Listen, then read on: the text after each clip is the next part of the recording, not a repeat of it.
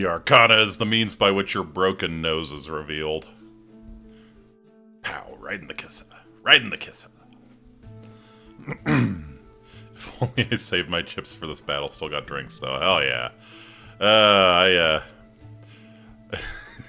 I wish that I could be drinking something alcoholic for this. I'm gonna be bad at this game as is, though. So yeah, I don't need alcohol slowing me down even more. It's already gonna be a struggle. I am not a fighting game pro by any stretch of the imagination.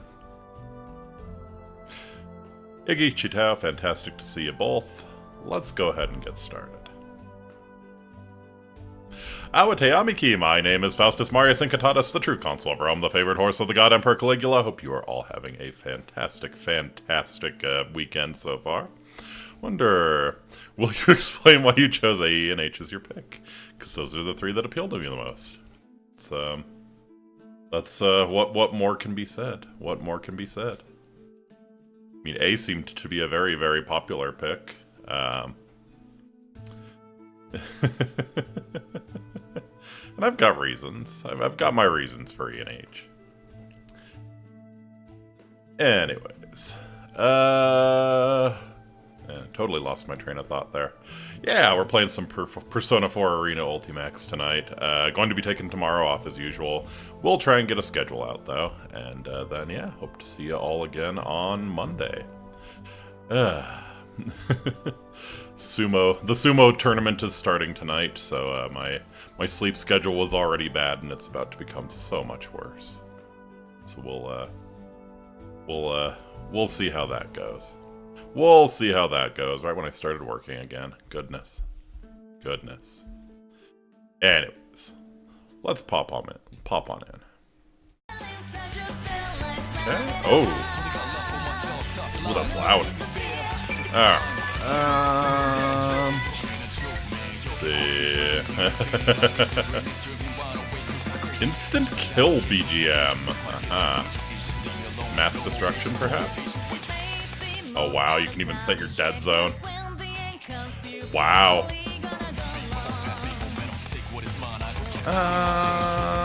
Oh, silent language. There we go. Alright. Actually, I think we'll probably just turn the BGM down.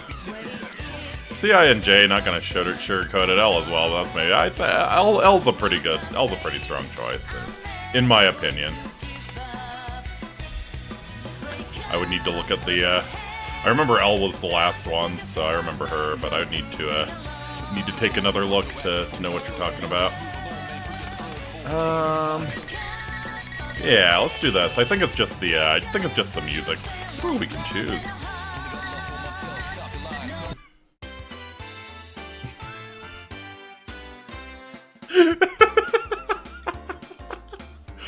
Wow, all solid choices. Yeah. Wow, you have a lot of choices. It's called Like a Dragon, huh? Dude. So I think all of the characters, I don't remember hearing this shit.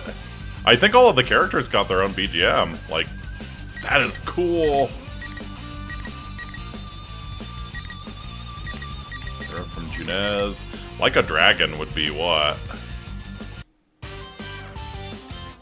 Would be considered Like a Dragon. Which story should we play? That's another thing I'm not sure on. Chronica of the Soul. Yeah.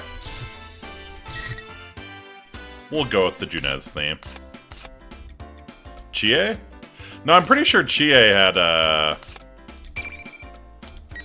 pretty sure Chie was, where is she? Yeah, I guess it would be Chie. Pure Hearted Beast is probably Kanji. I thought Pure Hearted Beast would be Chie, but no, yeah, you're right. Yeah, Like a Dragon would be Chie, and Pure Hearted Beast is Kanji. Truth, probably Naoto. Missions for the Brilliant Executioner, the Wandering Wolf, Spirited Girl, Shadows of the Labyrinth, Battle Hymn of the Soul, Pink Sniper, Mr. Easygoing. Wow. Blood Red Moon, Youthful Spirit.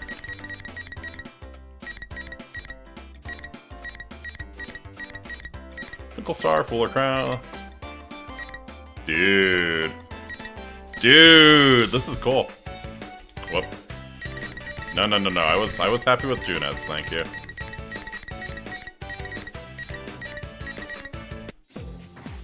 Yeah, we could do Wanna Be Close. Why not? Alright. So yeah.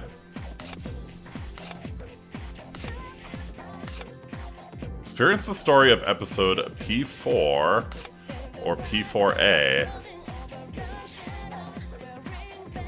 I'm not sure what the difference is.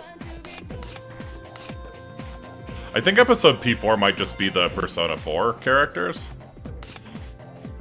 P4A might get the P3 characters in as well. Huh.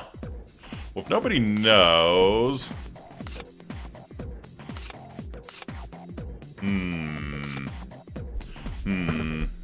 Well, let me ask Google. Let's ask Google Sensei and see what it thinks. P4 first and then P4A? Yeah.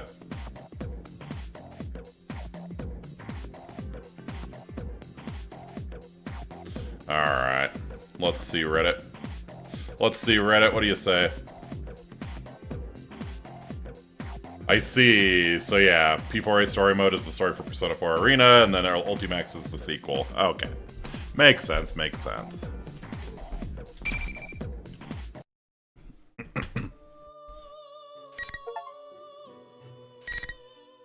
Mysterious guest.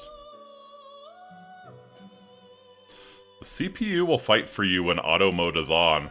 Really? So you can just, like, you could just watch the story, huh?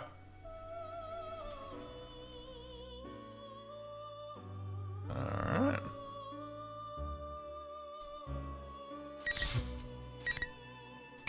Oh, I see. Okay. So you will not require our assistance. Is that correct? Very well. In that case, there is nothing more to be said. Mm-hmm. As for your presence here... Get the hell out! This room is ordinarily only accessible to those bound by a contract. Mm-hmm. You are fated to refine your power. You will most definitely require our assistance. Eventually. Are all the VAs different? Until we meet again, farewell. Because I gotta say, like, I was greeted. I guess it randomly chooses who to read out the title card. I was greeted with Mitsuru's voice right away, and it was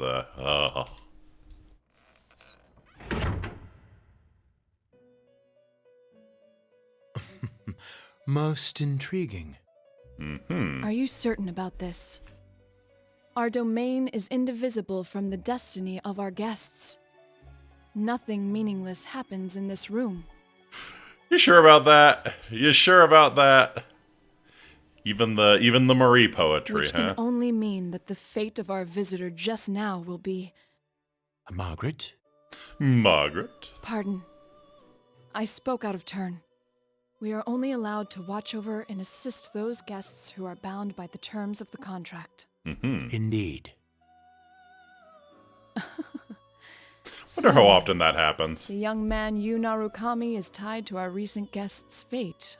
Wonder how often that happens. They pull someone into the Velvet Room and they just, freak out and run away. I wonder what fate, or rather, encounter will await him.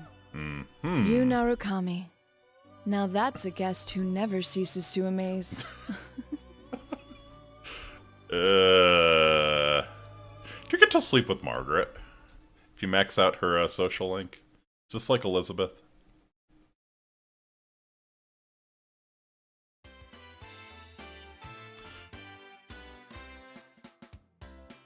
May 5th, the day after we saw Labras and the Shadow Operatives off. Marisha Ray voices Margaret in the Persona spin-offs. Aha. We're in the corner of the chaotic as usual Juno's food court. Labras and the Shadow Operatives. I had a hunch this was gonna happen. Well, your hunch isn't getting us anywhere. What are we supposed to do? There's not a single open seat. I'm here simping for Mitsuru and Spirit. Wonderful. Enjoy the concert, Buckethead. That's just how it goes at Junes during Golden Week. And on Children's Day at that. If it wasn't this busy, we'd be out of business by now. I mean, these people sound right. This sounds like Yosuke and Chie. Today's Children's Day? Oh, and you actually talked. Fuck, that's weird. Huh? Huh? I should have brought Nanako. Looks of it, I think most of the main cast still retain the roles. Fair enough. That's what you're worried about? Oh, man, it's weird to hear the protag talk. Man, it's weird. Watching the kids run around, I think back to Nanako's face when I told her I'd be going out. She looked like she wanted to say something. I feel bad I didn't ask her about it. Yeah, well, maybe you didn't have enough courage. Given what we came to talk about, I couldn't take her with me. I wonder if she's watching TV alone now, like she usually does. Yo, Senpai! I got us some seats. Ooh, good job, Kanji! That's pretty impressive, Kanji. Especially for you. So are Labras and the Shadow Operative something from the anime? I feel like I've missed something. Damn it, Ted! Leave the especially for you part out next time. Rude. All right, break it up. No fighting, guys. Oh, there's gonna be fighting, Chie. Let's go, Yukun. Yukun? Right. Right. I mean, I guess... I was trying to think, did Yukiko ever call you Yukun? But I guess, like, you can make your name whatever you want it to be, so... You certainly didn't call me Yukun. I'm trying to remember if she said Horsepei-kun, though. With Yukiko spurring us on, we move to the seats Kanji saved. There's a table for 4 with 6 chairs he found somewhere. After waiting for everyone to be seated, Yosuke clears his throat. Skimming at the P3 cast still retain their roles, the old VAs. Yeah, right, the original P3 VAs. Would be real weird if they brought in the Reload cast for this in 2013.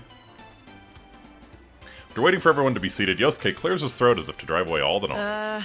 So it's a great day out and, Dude, I don't think this is the time for that. well, how else should I start off? Look at the size of this crowd. I'd say I made the right call showing up like this. If I came in my usual costume, the little kids would be swarming my adorable bod. I'd be mobbed. You sound a little excited about that, Teddy. Oh, yes, I've seen how the children tear off your fur from time to time. Wow! Are you being nice to me, Yuki-chan? Has our love finally blossomed? No, I'm jealous of the children. They get to get away with ripping your fur out consequence-free. Huh? Of course it hasn't. Of course it hasn't. Shot down as always. It's because you never learn. Well, let's get down to business. We didn't get to talk much yesterday, after all. I nod to Chie.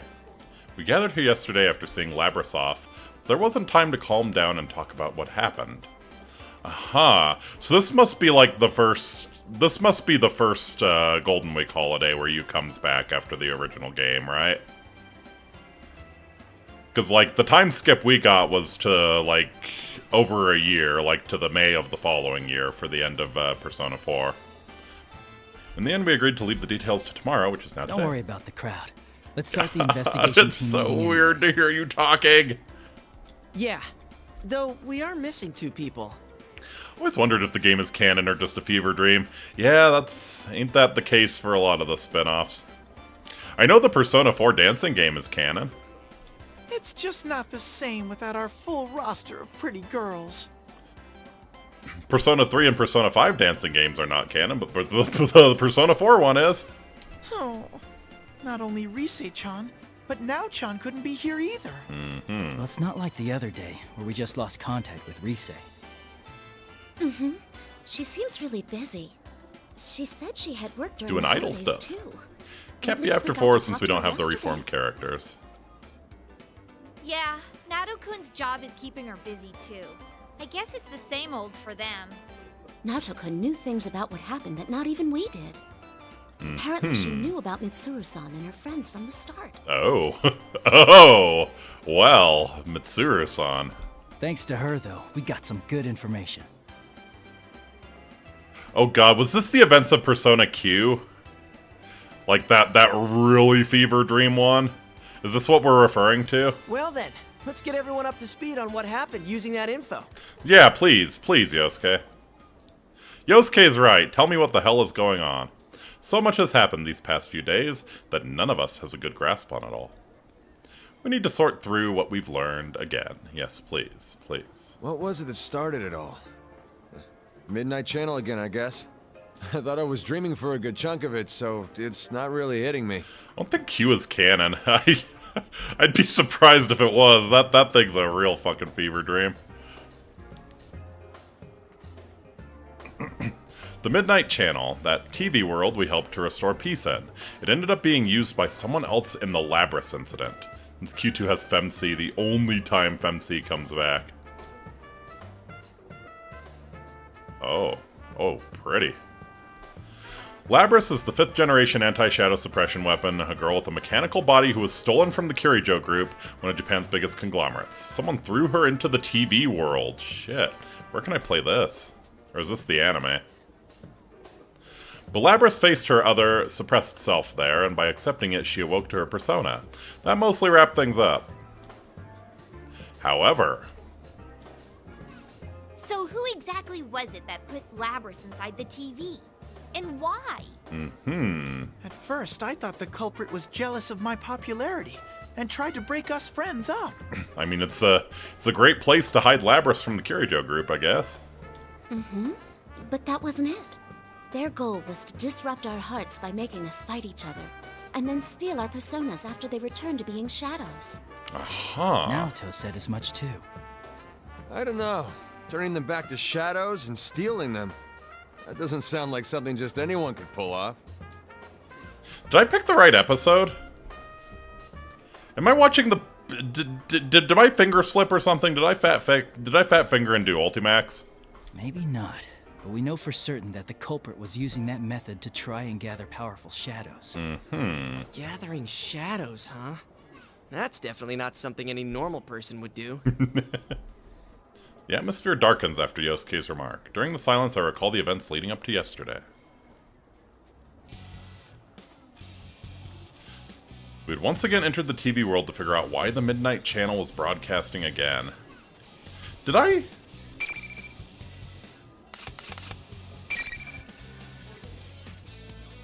I really feel like I chose the wrong one.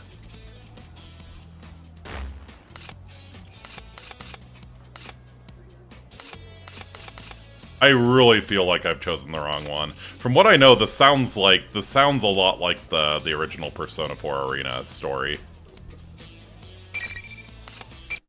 One second, we can skip back to where we are. Story mode.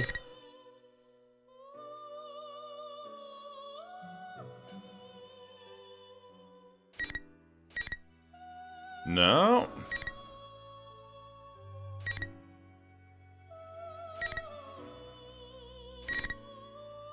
Huh. Yeah, no, this is definitely episode P4, right? That's the one you start with. I feel like I've missed shit, you know? Episodes P4 is the story of Persona 4 Arena ULTIMAX, the sequel. Yes, okay, so it is P4A. It is P4A.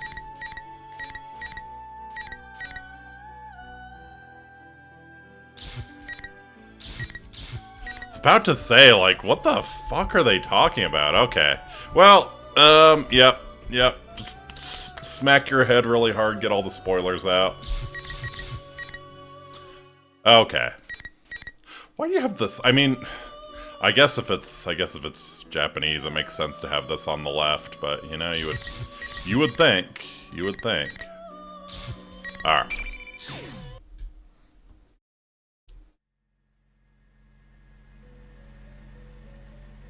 Blue.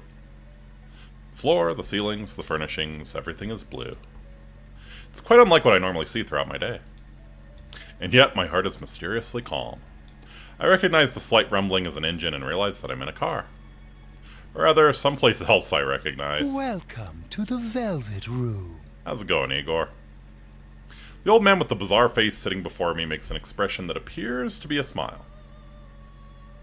Sitting quietly next to the old man is a woman as beautiful and delicate as an ice sculpture. It seems we have a guest with an intriguing destiny. My name is Igor. I am delighted to make your acquaintance. The Velvet Room. Igor. Even though I'm barely conscious, I remember that this is not the first time I've heard those names. I see. This is a dream. This happened in the past. I've been in this room before. If my memory is correct, what he says next is... This place exists between dream and reality, mind and matter. It is a room that only those who are bound by a contract may enter. It may be that such a fate awaits you in the near future. The words I expect to hear fall from the old man's mouth. Yeah, this is you, right? I'm surprised that I still remember them. Another me, the one not in the dream, can't help but smile at that. Now then, why don't you introduce yourself? I remember this too. When I said my name here, it forged a contract with them. And so I answer... You Narukami.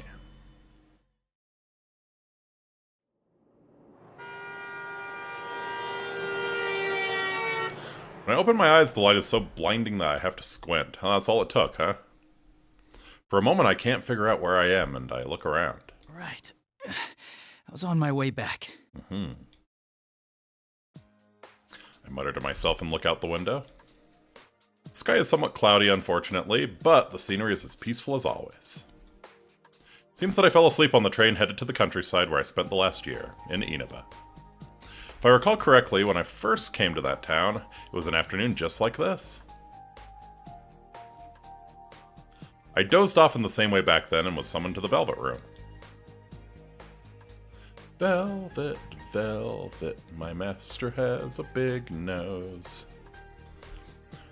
That was when Igor said that misfortunes would befall me. Just as he foretold, I was dragged into an outrageous murder mystery. Well, it was truly, truly outrageous. That was no ordinary case. The Midnight Channel, shadows, and personas, the powers of the heart. I saw things that could scarcely be believed. But I made memories there that could never be replaced as well. We gained the powers of the personas, and we suffered together. Oh boy, we suffered together. Mostly because Teddy was there. I stood with my friends on the investigation team against these misfortunes and fought alongside them. There's no way I could have overcome such ordeals without their help. Wonder what everyone's been up to.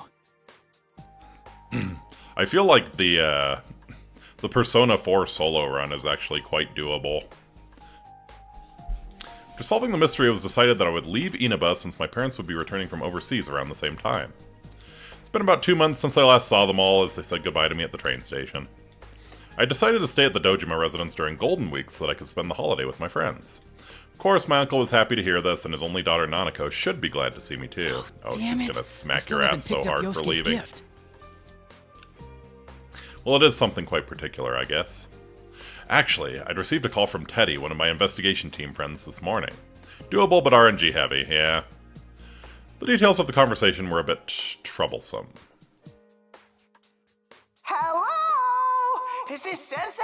Please, no. Yeah, what's up? Of course he screams into the cell phone. God, you're the worst, Teddy. I'm really sorry to bring this up, but I forgot to tell you something very important.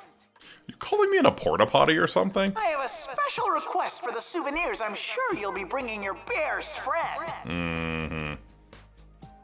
Teddy, I'm pretty sure you're not supposed to tell people what you want them to bring you as a souvenir. I already have souvenirs for everyone, but oh well. Sure enough, Teddy was only asking for some snacks that aren't sold in Inaba, so it wasn't much trouble. But there was one problem. Oh, and one more thing. Can I ask you to pick up something for Yosuke, too?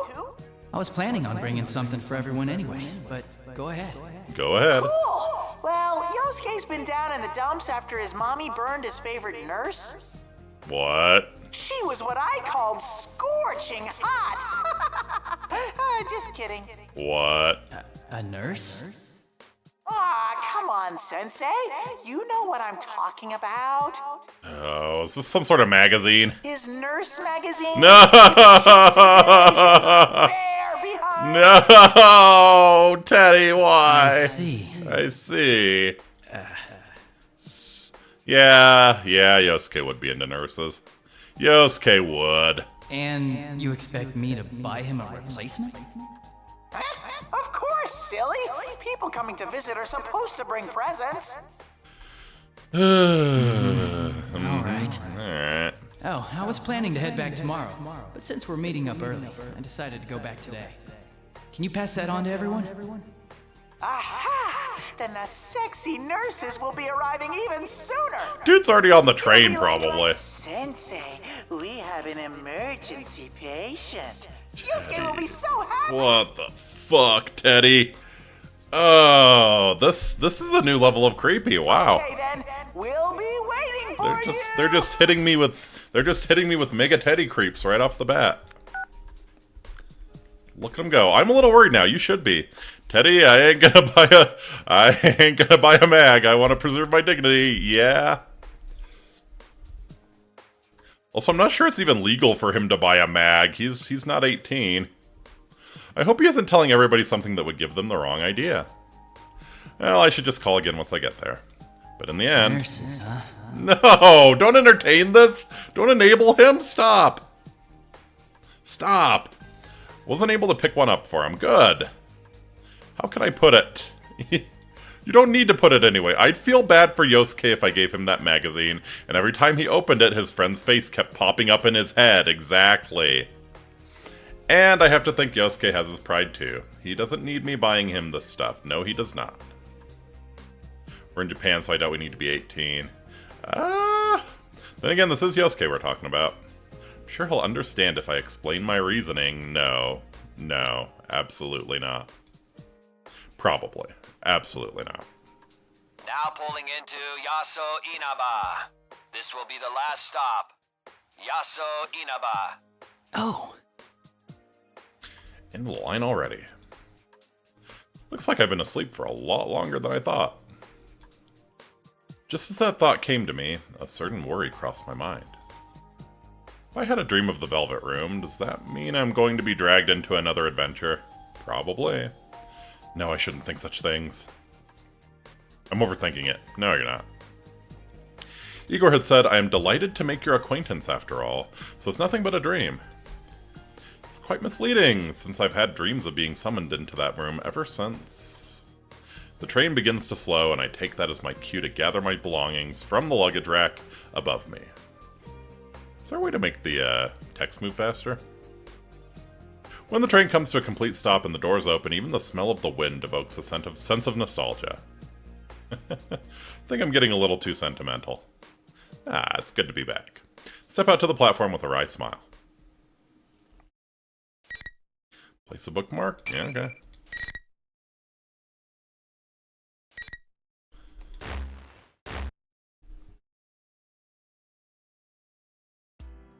There it is. I'm standing in front of the train station, but this town is as quiet as it's always been. I realize that the sun has started to set, and the orange sky envelops the world. It's because you told Teddy to, because you trusted Teddy to tell everyone that you were going to be back today. That's why no one's here to meet you. Now, what should I do? Excuse me. No, where's the Jack Frost vending machine? Shit, you're right. According to the calendar, the latter half of the holidays will begin tomorrow. I told Dojima-san that I was going to arrive today, but it seems he's been too busy with work to come get me. Ryotaro Dojima. He's my uncle. I stayed with him last year. He's a detective with the Inaba Police, and he's raising his elementary school-aged daughter, Nanako, by himself. It seems that he was suddenly contacted by a detective from the Metropolitan Police Department regarding last year's case and will have to work late. What happened last year was very serious, so I guess it's not too surprising he's so busy. He shouldn't have worried about it. I recall how apologetic he sounded over the phone and can't help smiling. I told him that I knew the way over from the station, but a bag packed with necessities and souvenirs for everyone turns out to be quite a load. Nanako must be waiting for me alone at the house, so I want to get there as soon as possible, too. Oh, do we want to be alone with Nanako? Oh, hey, good to see you, Yini. To be honest, I don't know when the bus will come. Maybe I should just call for a taxi? Just as I'm thinking this. Nanako? Nanako! Big bro! Ah! It is Nanako! There's no way I'd mistake her. You came to meet me all on your own? Why did she come to the station all by herself? Turns out the spin-offs are 100% canon, almost all the spin-offs are, though some were just written off as being dreams the cast won't remember. Fair enough. I mean, Q's gotta be a dream. The dancing games definitely take place in a dream. The Dojima residence is within walking distance, but it couldn't have been easy for her. And even though it's still light out right now, it will get dark soon, and the country roads are barely lit. Nah, Inaba's lit as fuck. What would she have done if I hadn't been here? I'm about to voice my concerns, but Nanako sounds slightly proud when she says, Don't worry, Dad knows about it. He gave me money for the bus. Aha! He said he couldn't make it, so I came instead. Liz still wants to own a nightclub. Let's go. Welcome back, big bro. I wanted to see you so much. No, I'm really glad. I'm really glad we got to meet Nanako first. Before our idiot friends ruin everything. Thanks. I'm happy to see you again, too. I see. She must have wanted to show me that she's grown up too. Oh, she is around that age after all. For a moment, I'm surprised that Dojima-san let her do this. Nah. Dojima's a terrible father. I can kind of imagine what kind of conversation took place. Yeah. Nanako had always been a capable girl, but over the past year her housekeeping skills have improved greatly, and she's proven herself to be very reliable. Yeah, when she wants something, she gets it. She takes the lead in many things within the house, and even Dojima-san can't compete with her sometimes. I can easily imagine that scene in my mind. And it's true that I'm glad someone came to welcome me. I take Nanako's hand and we begin walking side by side. Well, no sense standing around here. Careful, What's in the Inky. fridge at home? What? Lots. Dad and I bought a ton of stuff since you were coming to visit. Aww. If Nanako says so, then he really must have bought a lot. I'm really shocked Nanako hasn't smacked our ass for leaving yet. Maybe that happens when we get home. Dojima-san did say he'd pick up dinner for us. Don't let her take whatever she wants, Maybe I should put together something to go with it, Yeah, we seem to be a much better cook than Dojima. I asked Nanako what she wants to eat, and she looks back with a twinkle in her eyes. Are you gonna cook dinner? Ooh, I wanna help. Absolutely. Nanako and I make small talk while we walk through Inaba together for the first time in a little while. I feel like at least one of your friends would probably spot you, right? I guess it's not too far to the station. Yaso Inabal. Do we see that in the top left? Yeah, it's Yaso Inabal. Are those exclamation points? Huh. Being here like this makes me feel as if I've gone back in time to a year ago.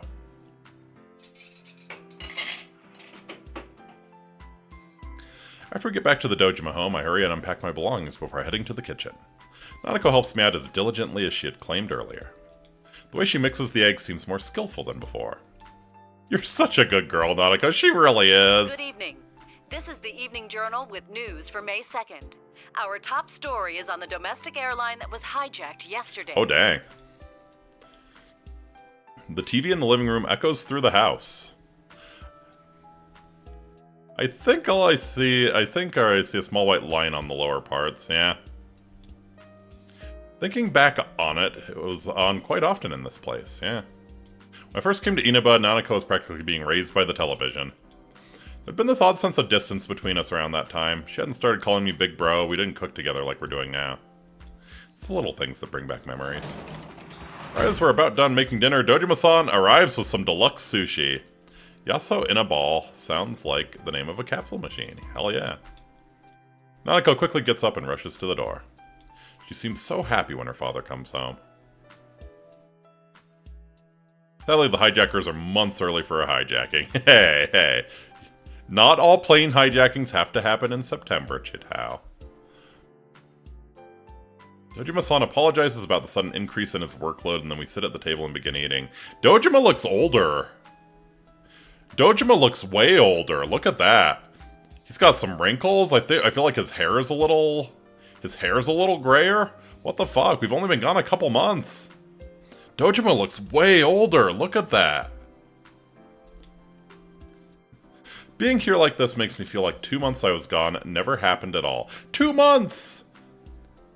2 months! Dojima looks like 10 years older. There's a warm atmosphere, as if I've always been a part of this family and have lived here with them for my entire life. After everything that happened, I'm not shocked. Work burden? Yeah, perhaps. I thank both of them from deep in my heart, and after I give them the souvenirs I bought for them, we enjoy chatting with each other as a family. Yeah, he hasn't been eating well since you left. That's another good point. I did do all the cooking.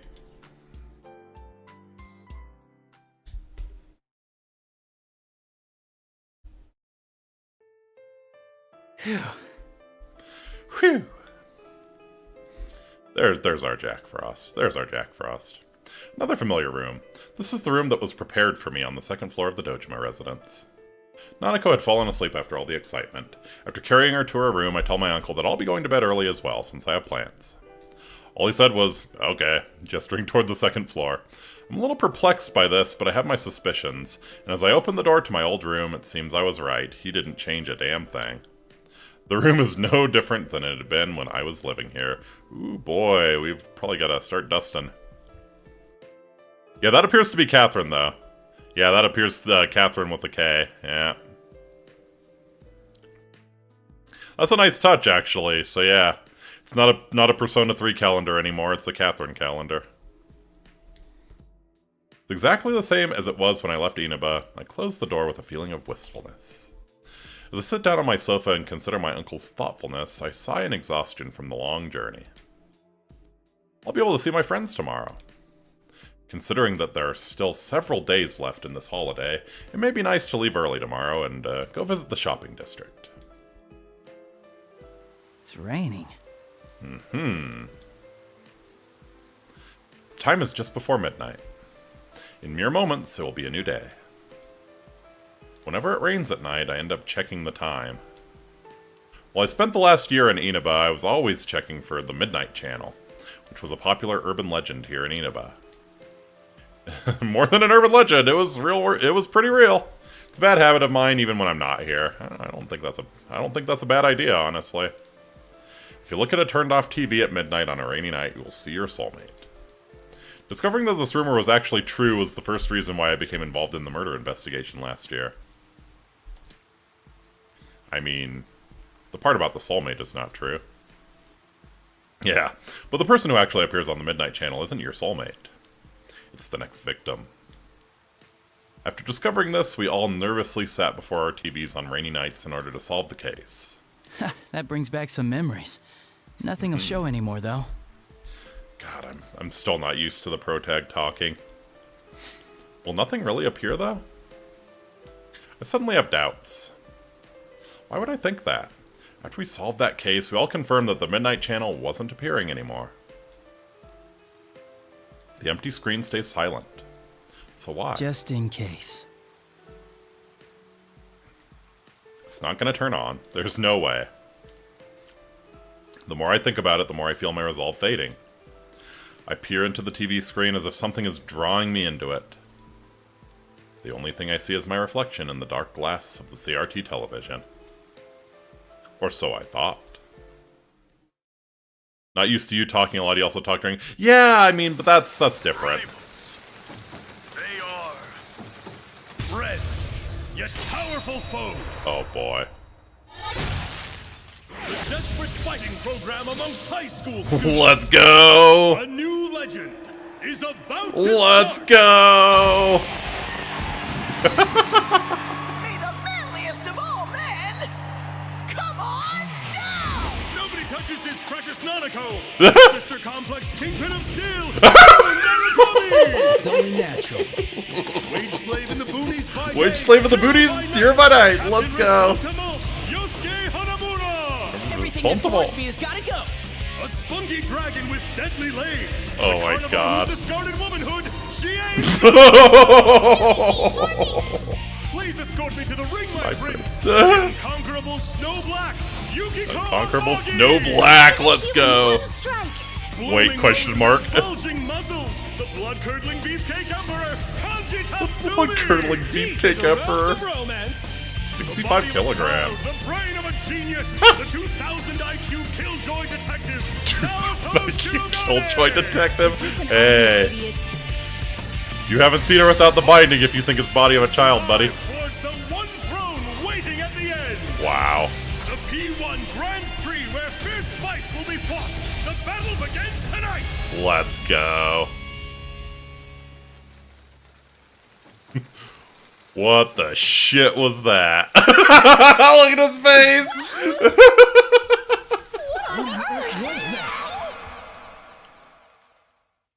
Wow. They really went for the Syscon angle, huh? What? What the shit was that? Sister Complex Kingpin of Steel? Holy shit, that's amazing. Sister Complex Kingpin of Steel. Was that me? Sister Complex Kingpin of Steel? Already getting front row seats with the VIP view as well. I'm impressed. There's so much wrong with that phrase. I don't know where to begin. No, I shouldn't be thinking about that. Those words aren't the problem here. Are you sure about that?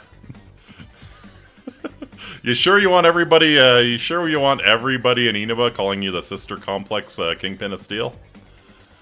We're gonna make sure that the TV isn't plugged in. That was the Midnight Channel. What was actually showing was rather ridiculous, but thinking back, everything the Midnight Channel showed last year didn't make much sense either. True. What do you mean, Sister Complex? She's not even my real sister, right? If they're not blood related, it's no good. I mean, she is your cousin, so.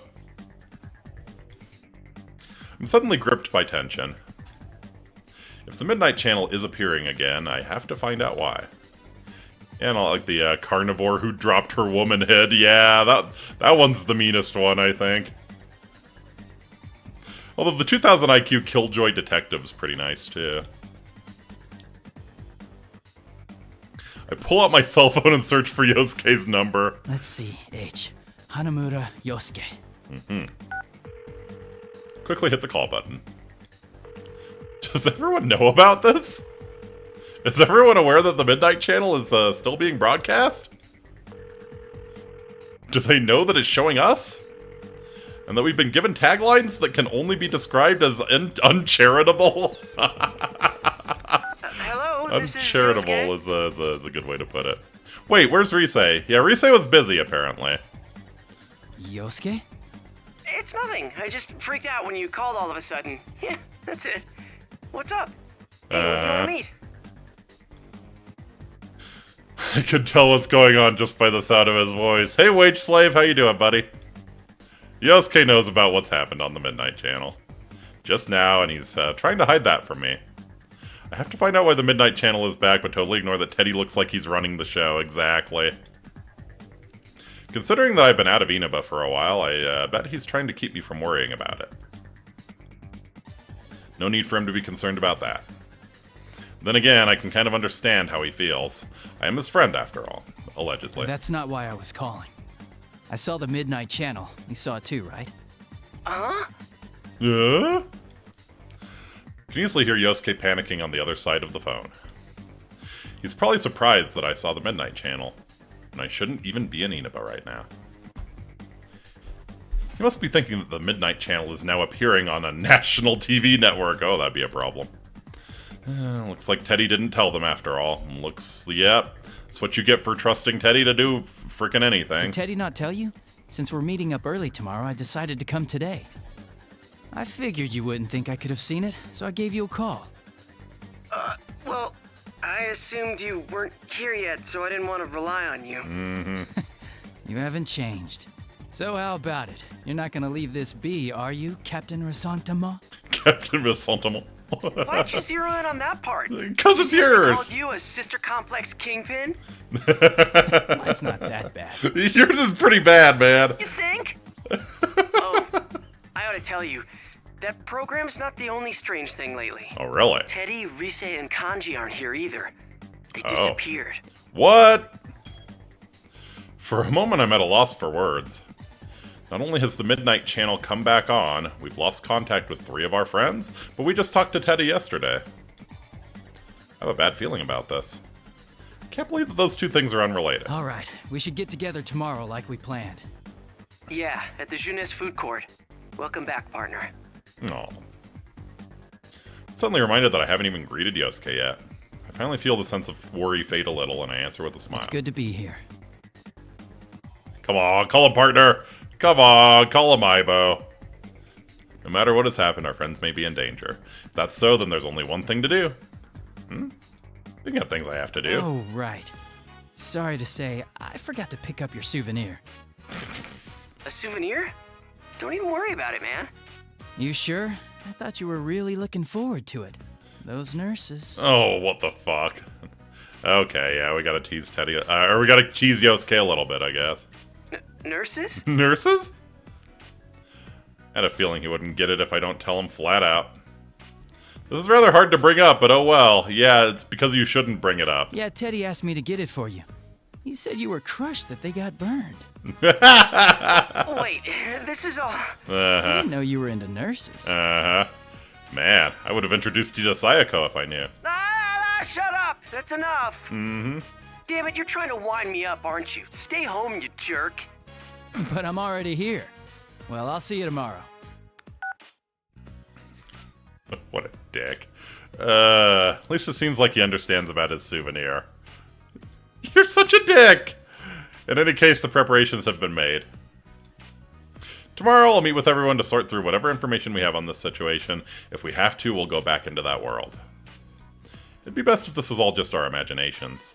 But unfortunately, we know that the Midnight Channel wouldn't have appeared without a reason. I should make sure I'm ready for tomorrow and get some rest. And it's been quite a while. Playing this fighting game with no fighting. This place is lively as always. Teddy, sometimes you don't speak about everything you hear, right? Look across the food court on June's roof for the first time in a while. Even though there aren't many people in Inaba, this place is exceptionally crowded. Plus, because it's Golden Week as well, I feel like it's busier than usual. Happened to run into Yosuke at the elevators, we briefly greet each other. Guys are weird like that. The closer we are, the more simple our interactions when we meet face to face, absolutely. The 2 of us step out to the food court, we immediately find Yukiko and Chie. They wave back at us past the playground area from the bench they're sitting on. Good to see you guys again.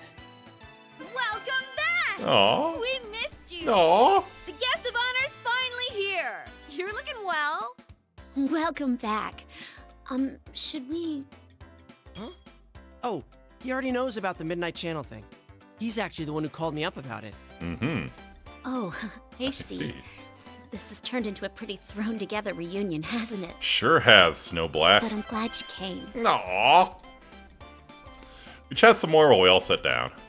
Then Yosuke stands up and clears his throat loudly. He's probably been waiting for the right moment to say something. It's like the barcode, a patron nods his head to the waiter, which means they want a refill or more drink. Exactly. Hasn't mentioned anything to me, but I can easily guess what he's about to say.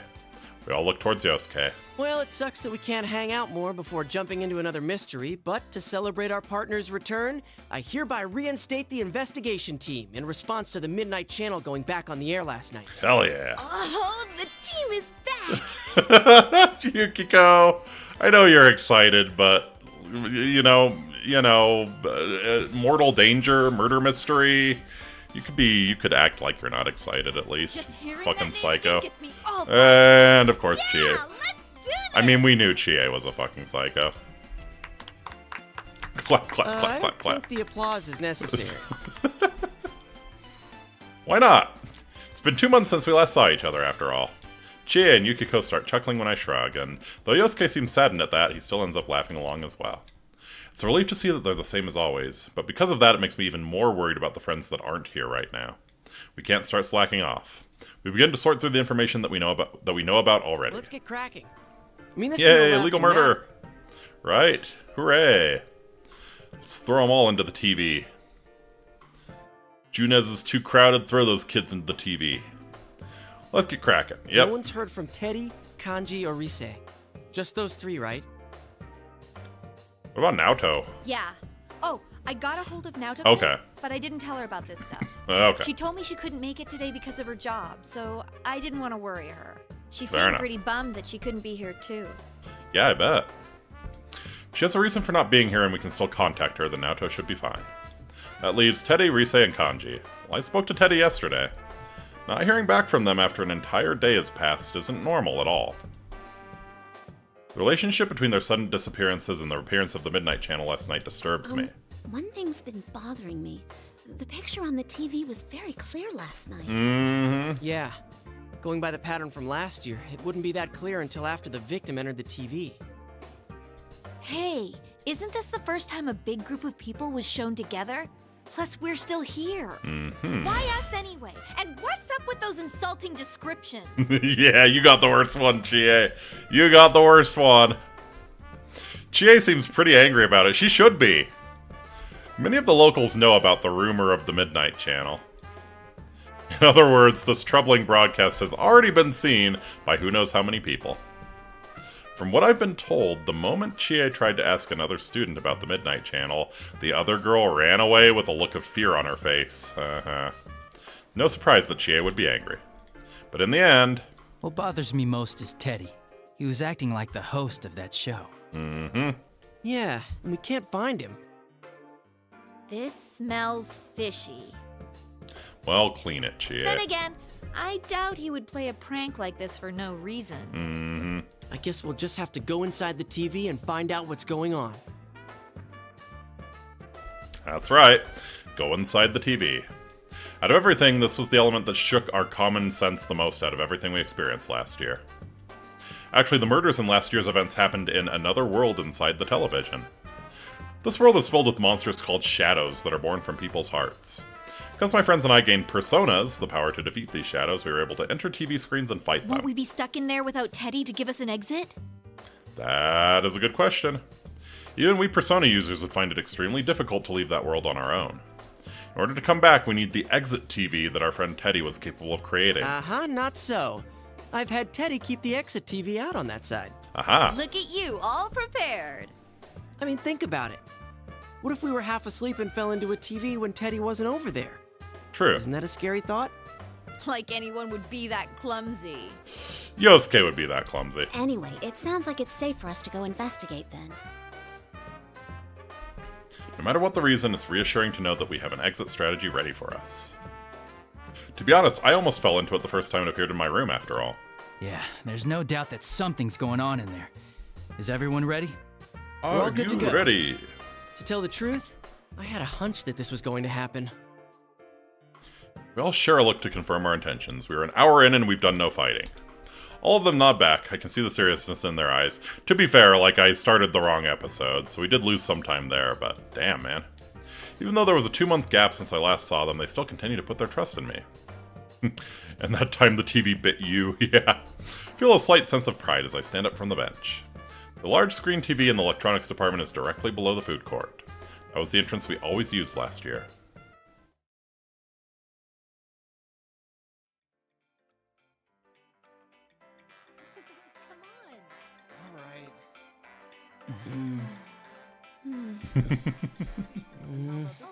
It's a holiday, so the store's full of people. Mm-hmm. Need to create a distraction. Things are picking up around town.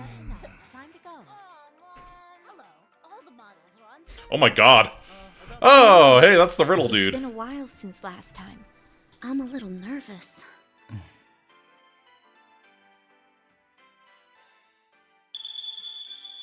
Still works. Oh, wait! There are still people in this aisle! Hey, get ready! The customers are going away! Uh-huh. Mm-hmm. Let's go. Leroy! Let's go! Yeah! And Emiko with her son. Oh yeah, that is Emiko.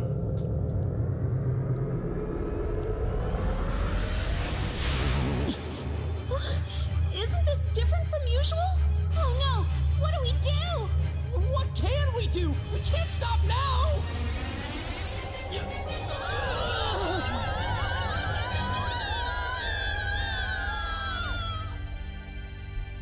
Oh, let's put on the glasses. We're going into the TV. I hear a voice. It's a woman's voice. It sounds familiar to me. This voice is... Aha. Welcome to the Velvet Room. I don't sense that distinctive floating feeling that I usually have when I enter the TV world. When I concentrate, I realize that I must be sitting in a chair. The moment I open my eyes, I see vibrant blue. The Velvet Room. I visited this place an untold number of times last year, and once more in my dreams yesterday. I never thought I would return to this place. Huh? It's not a dream this time? What's going on? Didn't my contract end About already? that 1-star Yelp review, I ain't changing it until better service. Yep, the summoning prices were expensive, the staff was leaving their shitty poetry around everywhere. 1 star. Igor, who usually sits front and center, is nowhere to be seen. The one to greet me is the woman with silver hair, Margaret. Could this be a personal summoning, then? Oh, Maggie. That happened a few times last year, too. Margaret smiles as if she senses my suspicions. This room is tied to your fate. Nothing that occurs here is meaningless. Though you reached an end to one journey, you now find yourself here again. This shows that you will once again be faced with a question. A question? Persona 3 the answer? Something really is going on? Another mystery has appeared, and we are about to be dragged into it again. Could that be what she means? From here on, what befalls you will upset your status quo. It's weird that Margaret is both depicted with blonde and gray hair. It is true that you've opened the door once already, but all things change. I mean, the line Nothing between ever gray remains and the same. platinum blonde is kind of razor thin. What you gained before will change over time as well. You will have to face them once again. Face them? Man. Again. Again? First thing that Margaret's words stir up in my mind is the sight of my friends' smiling faces. Alright, it's time to pour myself a glass of that brandy or whatever's in the bottom left there. That gonna change? No, that can't be true. And face them again? It's impossible. Once I wake up and leave this room, I should still be with my friends. Oh, we're probably gonna have to face their shadows again, right? No need to jump to conclusions. But Margaret appears to have anticipated my thoughts and smiles while narrowing her eyes. Show me how you will proceed down the path that awaits beyond the door you've opened. My vision wavers and the blue light before me vanishes quickly. Wait. Still need to know what you mean by those words. No. Then the story wouldn't be as interesting.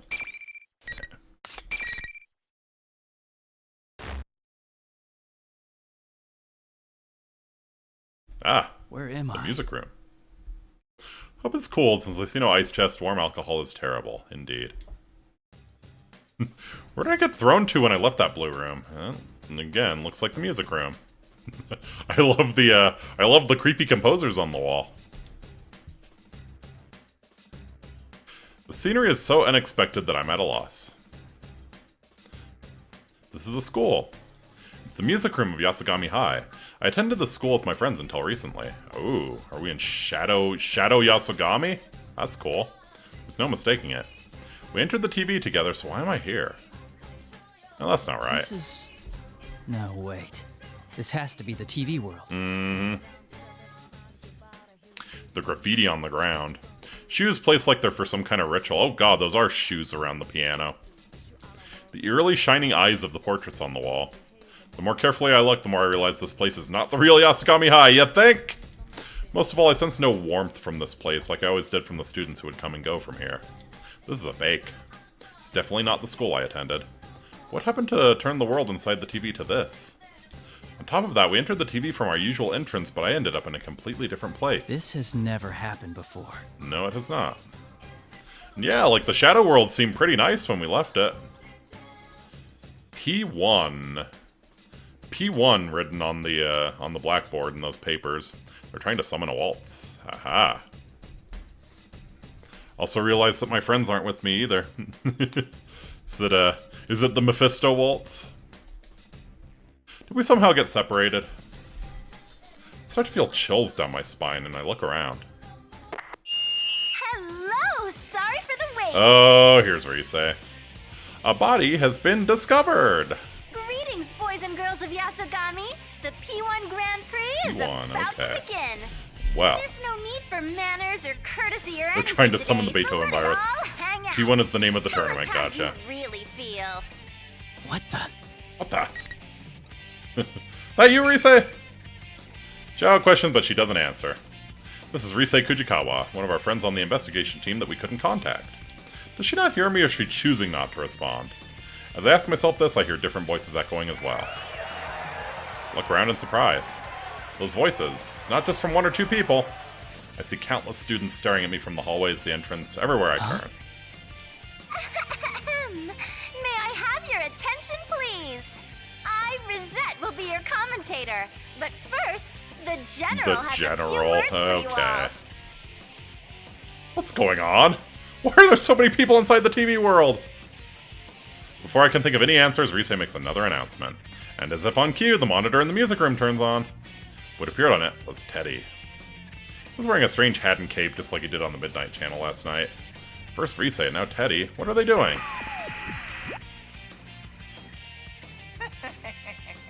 You're all here now. Is this just Danganronpa? This is just Danganronpa. Well then, I'm proud to announce the opening of our very own P1 Grand Prix! We're being dicked around by a weird bear. This is just Danganronpa. We're trapped in a high school. Again. That's the same bizarre tournament that was shown on the Midnight Channel.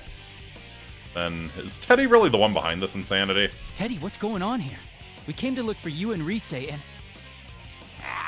Always with the talking, Sensei. It's a big waste of time. Mm-hmm. Less talk and more fighting. With the next challenger, come on down.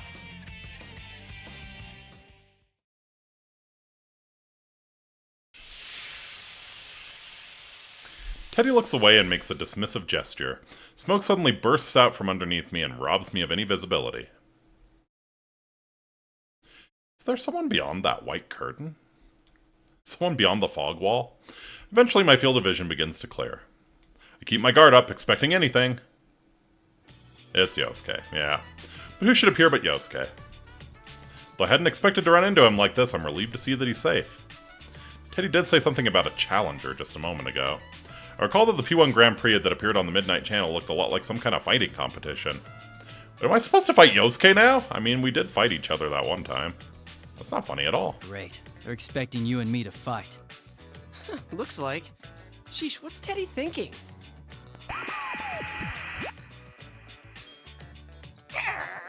Starting that up already? I won't let you get all buddy-buddy with each other. What are you gonna These do? battles are fought to the death.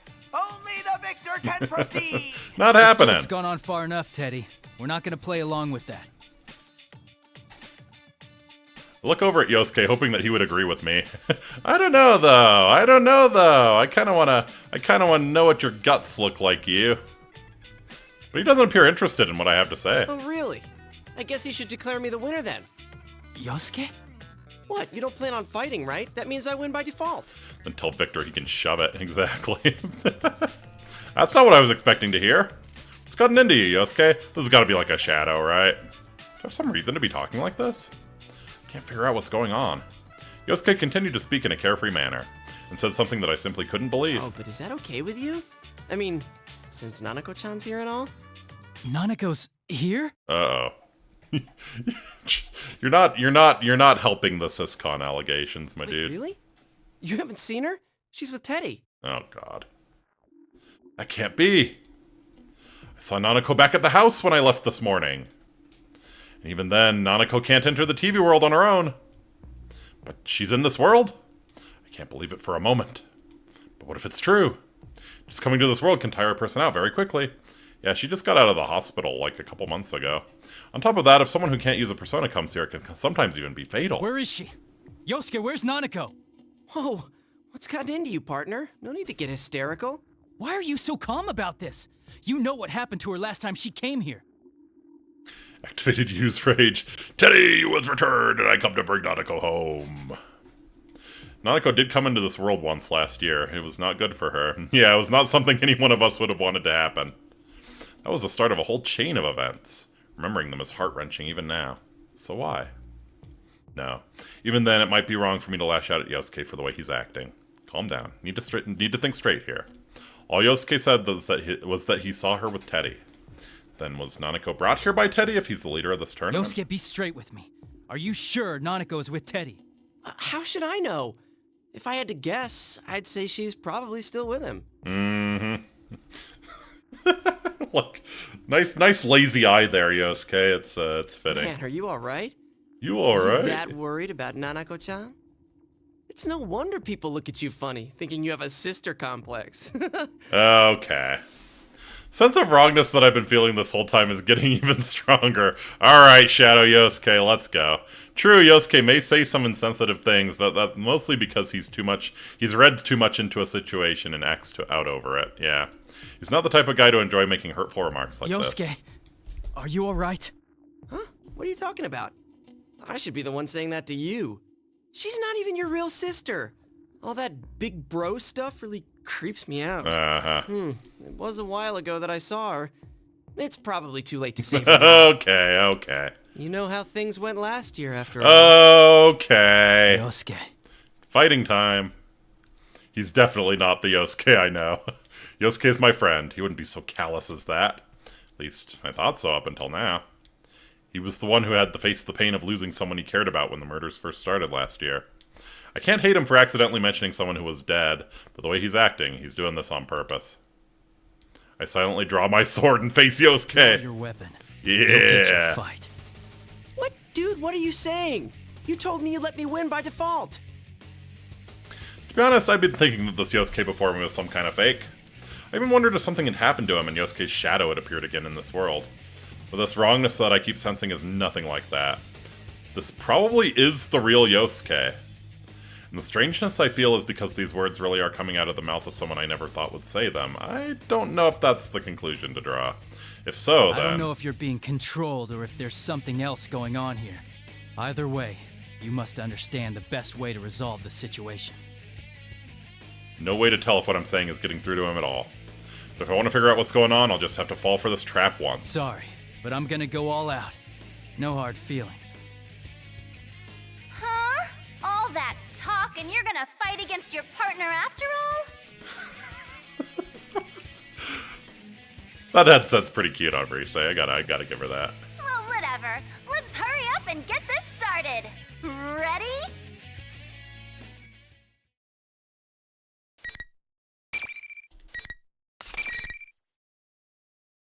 Alright, we finally get to do some fighting. 1 hour and 11 minutes in.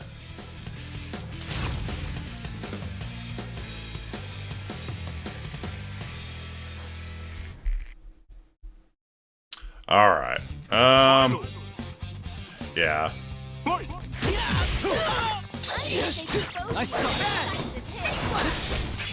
Oh shit.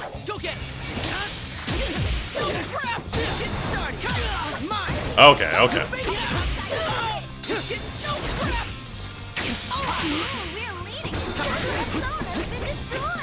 Persona. Oh, I destroyed his persona. Okay, cool. Where's my block? Where's my block? Oh, shit.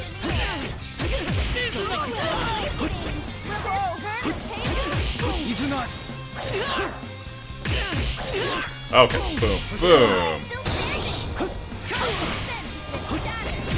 Oh, he broke my persona. Yeah. Punch him in the dick. Punch him in the dick. They lost. It's not 2 rounds? It's just the one? Happy feet wombo combo, that ain't Falco. Just the 1 round, I guess. Amazing, Sensei! Keep that up and zoom on ahead! Woohoo! Ahead? You're gonna continue with this? Teddy, about Nanako. This being an Arxis game, you probably have to hold backward to block. Ah. You'll have to get to me. And I can't say why, but I think you should hurry. Monitor shuts off. I mean, Ted said, to the death, so if you kneel, you're out. Still haven't learned anything about Nanako. But he did seem to have been expecting me to ask about her. Don't want to think about it, but Nanako really may be here. The moment the monitor turned off, the students began to leave like waves in the receding tide. No, they don't look like students anymore. There's something inhuman just taking the shape of students. I was too focused on the fight to notice, but it seems their true forms were coming through. They look like silhouettes. Could they be shadows? Even so, I don't sense any hostility from them. Well, if they're not a threat and they're going away, there's no need to chase after them. I guess the shadows need some sort of entertainment. Yeah, what if this is just like Teddy's really stupid play to placate the shadows by giving them an entertainment? Besides, there's something more important to do right Yosuke, now. Are you alright? Are you alright? I punched you in the dick like 15 times. You alright? Walk towards where Yosuke lies collapsed on the ground and give him my hand to help him up. Ow! Couldn't you hold back a little? Nope. I seriously thought you were gonna kill me. Nope. The same went for you. I wouldn't have stood a chance if I held back on you. Yosuke grimaces in pain as he stands, but he doesn't seem to have suffered any severe injuries. That's good. I knew I couldn't risk going easy on him, so I was a little worried that I'd actually hurt him. Once we get a good look at each other, Yosuke's demeanor suddenly changes. Anyway, that aside, shut up about the nurses already. It's not like that's the only thing I ever think about. What's this about nurses? Huh? You were harping on it the whole time. How can you stand there and constantly bash my taste in women with a straight face? Oh. So we're both seeing, like, Gotcha. So we're both hallucinating the other person, and it's forcing us to fight. Is it such a crime to like nurses? Wait a second. I don't understand why he's suddenly angry, but he's not making any sense at all. I tell Yosuke to calm down, and we go over what he thought had happened before the fight. We learned that our memories of what each of us had been saying didn't match up at all. According to Yosuke, it seems that I'd been, well, teasing him about his taste in women. Hey, nothing wrong with nurses. Yosuke was so heated up over it, what I'd supposedly said, that he almost went into graphic detail, but I stopped him before things went too far. I mean, really, it's best for the both of us if we pretend this never happened. But thanks to our conversation after the battle, I've come to realize something. If we'd been hearing each other say things neither of us had been meaning to say, Yosuke, then... let me ask you something. Is it true that Nanako is here in this world? She is? Aha. Yosuke's at a loss for words. He had no idea what I was talking about. It's just as I thought. Yosuke doesn't know anything about Nanako. If that's true, then what I heard Yosuke saying before the fight was something that Yosuke couldn't possibly have said. It only makes me more convinced that I have the right idea. What I had heard wasn't what Yosuke had meant to say. I don't even know how, but something else had made Yosuke say those words, even if he didn't know he was saying them. That reminds me, Teddy on the screen had said that I needed to get to him if I wanted to find out the truth. I mean that Teddy had done this to us? I guess there's no choice but to keep going. Nanako's good friends with Teddy. I don't want to imagine it happening, but if he wanted to kidnap her, it's certainly possible he could have. I want to go home at once and check to make sure she's okay, but I have no idea where I am. Even worse, Teddy holds the means of returning to the real world. No way out of here unless I find him on my own. Off? Yeah. Well, be careful. Be careful. I'm worried about you. Do your best. Sense a lot of emotions behind those words. Yes, I know now that I'm hearing the real Yosuke. I take Yosuke's cheering me on to heart and leave the music room. Teddy had said that only the winner could go on in this tournament. Don't know exactly what that means, but it's probably not a lie. Yosuke understands that as well. That's why he's trusting me to sort it all out and lets me go without much talk. He's frustrated that he can't help me out. I could just be jumping to conclusions there. After all, Teddy did say that was the rule, but we don't have any proof either way. Might as well see what he meant by that. Now stop walking and turn back to Yosuke. One last thing. About those nurses. Quit it already! Are you out of your mind again? Yosuke turns bright red and rushes towards me, flailing wildly in an attempt to stop me from finishing. Oh, what a spaz. What a spaz. And... oh... There's a painful sounding noise as he runs into something invisible and slowly slides to the floor. What is this? I feel like there was a nicer way you could have tested that. So there's an invisible wall. Looks like the loser can't leave the room. Looks like there's some force that prevents the loser from leaving the area where the fight took place. It's likely that every time one of these battles happens here, the winner will get sorted out this way. That's annoying. I see how it works now. Thanks. Teddy really has kidnapped Nanako, there's no time to lose. Don't use me as your guinea pig. Wait, that's it?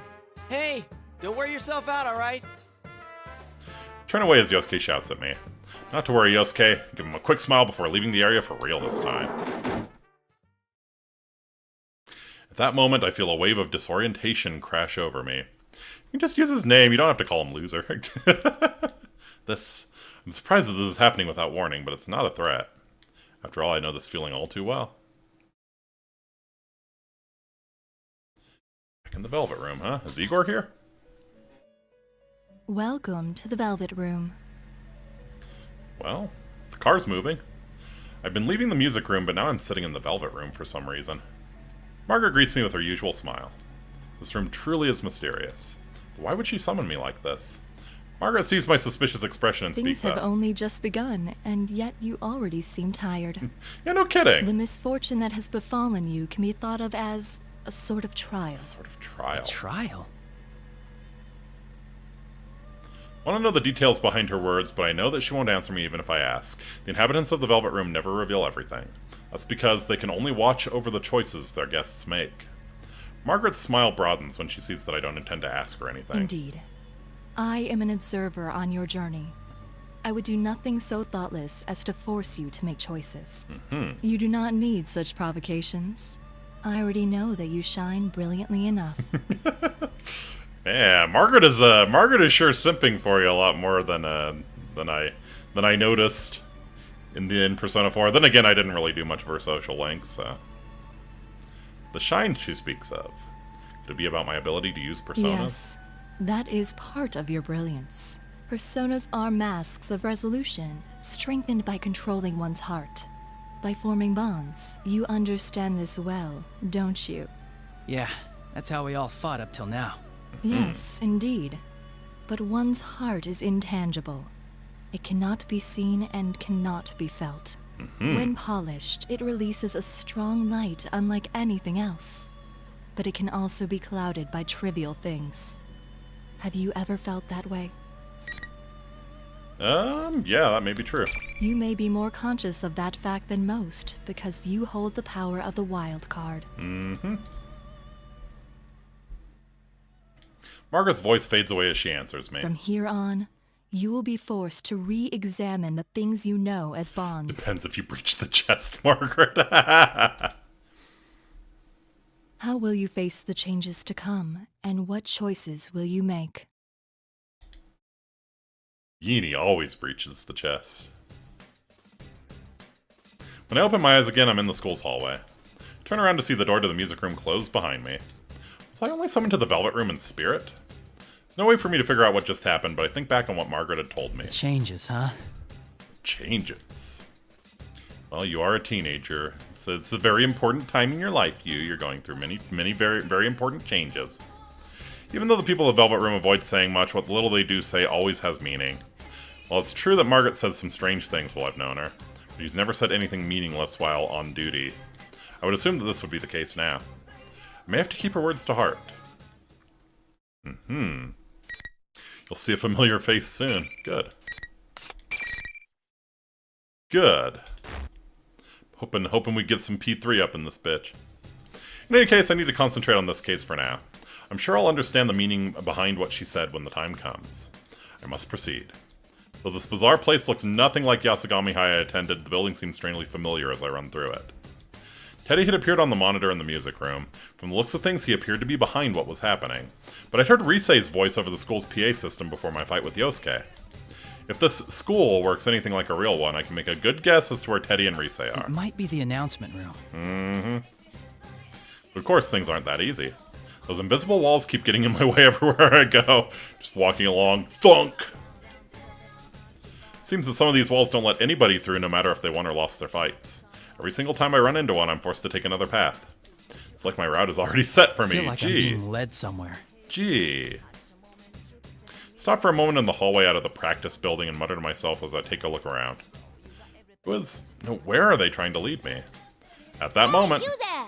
You're one of them participants in that there Grand Prix thing, right? Who the hell is this? A voice that I don't recognize at all breaks me from my reverie. I instinctively jump back and draw my sword in surprise. Whoa! Oh, hello. Good idea. You could poke someone's eye out swinging that thing around. Oh, hello.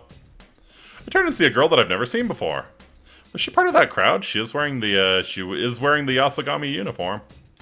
No, she looks like a real person. She was caught by surprise when I suddenly pointed my weapon at her. Although she flinches, her words don't lose any of their intensity. How bold of her. It may seem like an odd thing to say, but it's what suddenly crosses my mind. This girl doesn't seem to have any intention of attacking me. I sheath my sword but remain cautious. Sorry, I didn't mean to startle you. Sorry ain't gonna cut it. What were you gonna do if you hurt one of the students here, huh? You can't go pulling that stuff without student council approval. Why'd you give her this accent? Kirijo, what are you thinking? Why'd you give her this accent? Alright, the jig is up. I'm putting the kibosh on this tournament right now. Oh, yeah. Hey, wait, hold on a second. I'm not in this because I want to be. I'm trying to stop the tournament. Trying to act non-threatening, but the girl continues to glare at me. Who in the world is this girl? She's wearing a Yasogami High uniform. She said something about the student council, but I don't recognize her. You don't encounter people here in this world that often. If the person is here, they're either a Persona user or Why are you here, by the way? Wait, did you fall inside a TV? That's right. I might have put it a little differently, but if she can't enter a TV herself, the only possibility is that someone threw her in. That was what was happening in the murders last All year. inside a TV? What kind of nonsense is that? She's not aware of it. But if she was a Persona user, I don't see why she'd hide that fact. If she was trying to keep that from me, then she wouldn't have come to talk to me like this. She is voiced by Cindy Robinson, who voices grannies or kids. Yeah, I believe it. Does that mean she is a victim after all? I know they butcher the Japanese pronunciation, but kibosh? I'd carefully choose my words to avoid provoking the girl and introduce myself. I'm Yu Narukami. I was a second year at Yasogami High until last year. Huh? Last year? But that uniform. Oh no, this is kind of my usual equipment when I'm in the TV world. Speaking of, I guess we're not wearing glasses, so I'll take them off. Then again, would they punch a guy with glasses? Equipment? Never mind. Forget it. Forget Well, if you were only around till last year, I ain't gonna blame you for not knowing. I'm the new student council president. Nice meeting you. The student council president. If I'm remembering correctly, the student council elections should have taken place just before the holidays. I have no knowledge who won any of those elections since I'd left Inaba before they took place. That reminds me, I didn't have any friends on the student council last year either. This girl may very well be the president. No reason not to believe Now her. it's your turn to spill. You said you ain't in the tournament because you want to be. Then what are you doing here? And what's this tournament about in the first place? I feel that if I don't explain things very clearly to her, it will only provoke her further. Trying to tell her everything about what's going on here will only confuse her.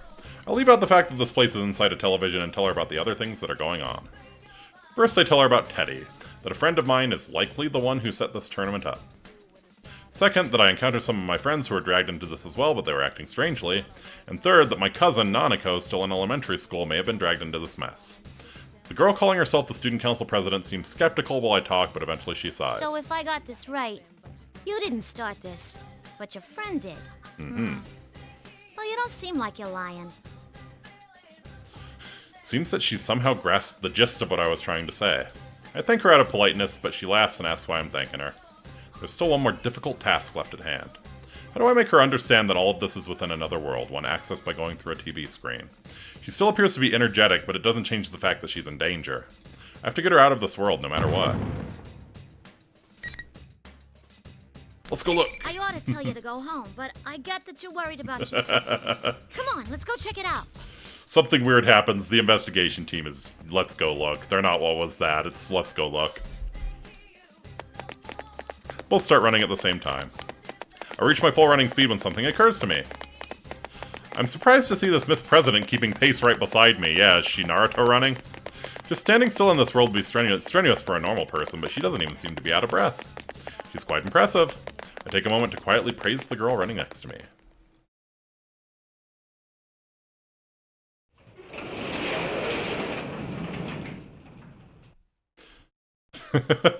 Ah, I remember this scene in Monogatari. We burst into the gym where all the noise came from, but there's no one here. Instead, we see huge piles of stacked chairs. They're twisted and intertwined everywhere on the open floor of the gym, forming huge towers that reach almost to the ceiling. Probably Chie next, right? What is this? Who'd go to all this trouble? Girl stares up at the chairs, seemingly dumbfounded. Suddenly, the monitor in the gym flickers to life. And as I expected, Teddy appears again in that costume. I mean, Prez looks like she could be AUMC, definitely. Are you on a hot date, Sensei? Oh, yeah. Well, that's fine with me, of course. But shouldn't you keep your mind on the fighting? Whoa, you look so mortified. That's the face I was hoping to see. He's not saying anything completely straight, but he's obviously hinting that he knows I'm worried about Nanako. I know that saving Nanako is important, but I can't leave Miss President here alone and abandon her to this world either. Still, I feel Teddy's words causing me to doubt myself, and Miss President raises her voice. Hey, you! You're the ringleader of this mess, aren't you? What's the idea? Raising a ruckus like this without running it by the student council. Pack it in and clean all this up already. What an odd accent. She speaks as fast and clearly as she had when I first met her. After getting a clear look at her, I feel I've come to realize where she gets her courage from. She truly wishes to protect her school. Her strong awareness of her duty is surpassing her fear. But Teddy on the monitor looks annoyed and sneers at Miss President. It's incredibly detestable. I can't believe that Teddy can even make such a malicious expression. Oh, you can't believe that Teddy is incredibly detestable? What's that tiny thing?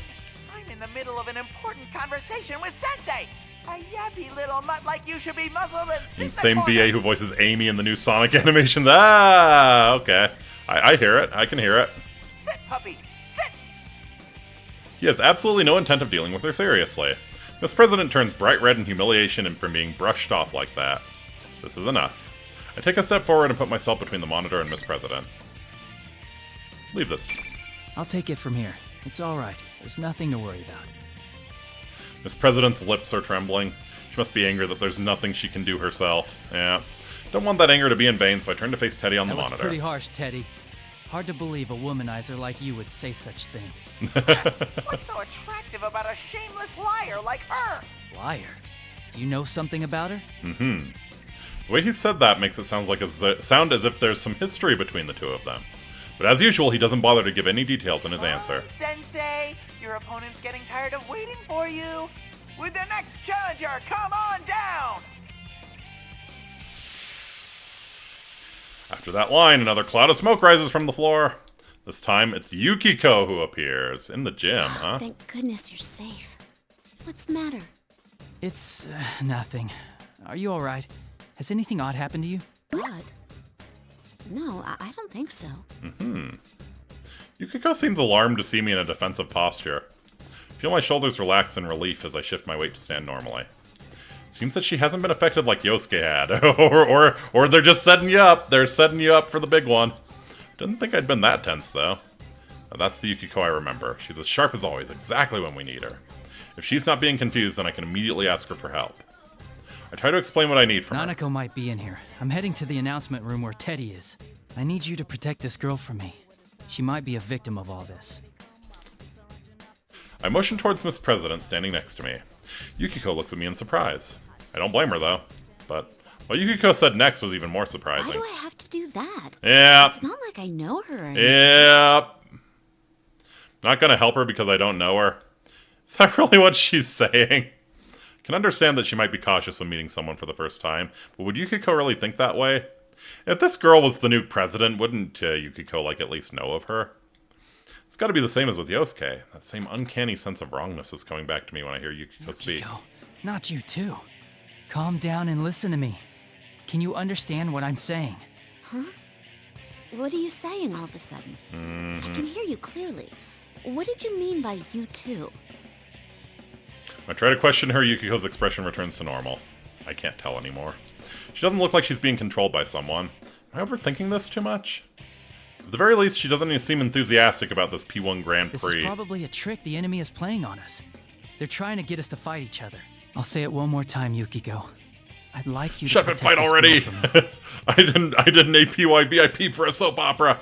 Or pay VIP for a soap opera, yeah. But, I don't know how to put this. It just feels like you're being really selfish. You always help people who have nothing to do with you, and I admire that. But where does that leave us? It's always your friends who get put in danger because of your self-centeredness. Damn. I'm used to hearing her voice, but her words are scathing. I'm convinced now. There's no obvious change in her attitude like there had been with Yosuke if something must be warping Yukiko's words too. Her words may seem like a sound argument, but she means something else. I don't care if someone who isn't related to me gets hurt. That's definitely not something Yukiko would say. The real Yukiko would never say something that disrespects the value of a life that way. Don't be deluded. Whatever happened to Yosuke is happening to Yukiko too. I don't understand the details, but Yukiko hasn't had a complete change of heart. Yukiko. What the? You can? When I draw my sword, Miss President quickly tries to stop me. But I can't answer her right now. If a battle will clear up this pointless misunderstanding between us, then the time to fight is now. Ooh, now that's our senpai. You'll show no mercy, not even to a girl if it's for your own goals. You're a real bastard with a sister complex. Thank you. Keep it up and bring 'em all down.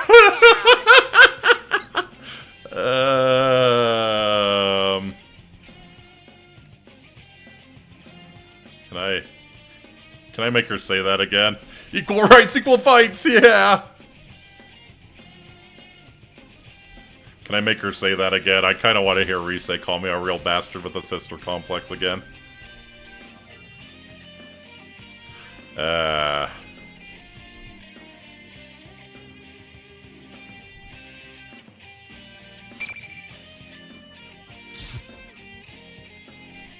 don't think I can.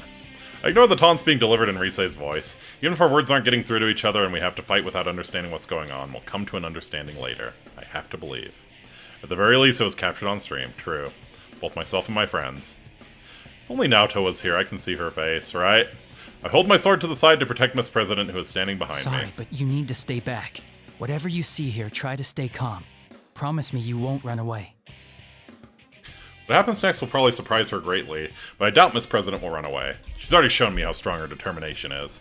I glance at her over my shoulder. Although she looks worried, she still gives me a slight nod of agreement. Now, time to do this. I must end this as quickly as possible.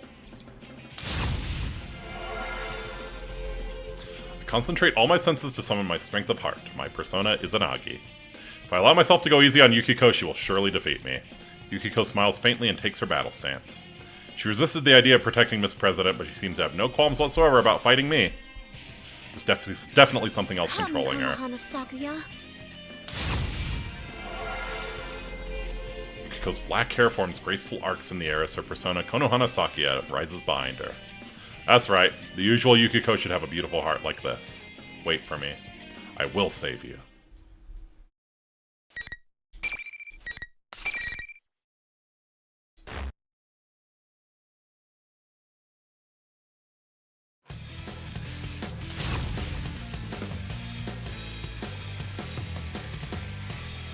Let's go.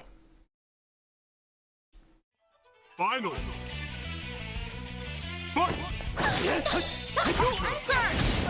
Yeah, okay, yeah, you block by holding back. Good to know. Oh. Okay, Yukiko is his owner. That makes good sense. That makes good sense.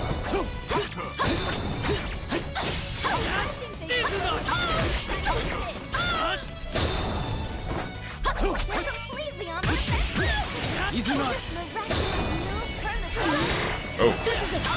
There we go. Alright, not bad, not bad. How unfortunate. Better luck next time. Good job beating a girl, you.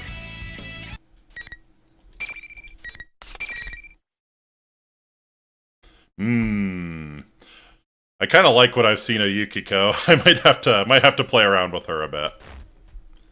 I enjoyed the zoners if they're well designed. The winner is you, senpai. What an utter thrashing. God damn, Rise. I love all this animosity. Animosity. Cocky, self-righteous friends showing how they really feel by beating the crap out of each other. That's the real thrill of the P1 Grand Prix! You know, Teddy, I can't even disagree. I don't care to hear any more of Teddy's jests. I still have reservations about fighting against my friends, but I now know that there is no other way to save them. I'm resolved to do what must be done. Didn't have the time to shout England, England. Yeah, that was over pretty quick. That was a sick combo I pulled in the middle there. Also, there's no knowing if Teddy and Rise have been affected just like Yosuke and Yukiko had. No, clearly they have. If they are, then there's no use in trying to talk to them through the monitor like this. That's the conclusion I've come to, but Miss President seems to have other ideas. How much further are you gonna push this? Why are you doing it anyway? These guys are friends. What's so much fun about making friends fight each other? Fun enough to make a game out of it. Miss President vents her frustration at Teddy's image on the monitor, but I was a bit surprised at how she worded it. She seemed more upset that he was making friends fight each other, not why he had dragged the entire school into this mess. We've only just met, but she clearly sympathizes with us and understands the pain we're going through. I'm embarrassed, but proud at the same time. A girl with such compassion would be a great student council president. No wonder she was elected to represent the student body of Yasogami High, even though nobody's seen her before. Thanks, though. It's not all right. Corn cares not where the blood flows from, as long as the blood flows. Exactly. She's still worked up, and she lashes out at me. Perhaps her heart is a little too honest. But her anger sets my mind at ease. She's right. What General Teddy is doing right now cannot be forgiven. I glare at the monitor. Sorry, but you're not getting your wish. What? Did you think this would be all it took to break us apart? That it would make us hate each other? Sorry to say, but that's a huge mistake on your part. I believe in my friends. They'll never get taken in like that. You're so stupid. What kind of sensei are you? I'm warning you now. If you really are Teddy, then we'll get you back to normal no matter what it takes. Even if it costs us our lives. But if you're an imposter, hiding behind Teddy's face. If you're a sussy little baka. I will make you pay for toying with us.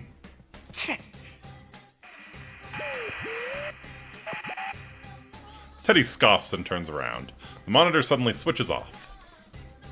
Suddenly turning on us without any signs of remorse. That's not like Teddy at all. No, he's mostly likely not the real Teddy. Seeing the anger in his face only strengthens my suspicions. Someone must be taking Teddy's form to make it look like he's the one committing these acts. Well, that isn't the real Ted since I've never seen Ted smoke before and cigars aren't cheap. Yeah, I mean, you know Ted would at least try it to seem more manly, though. You know he would.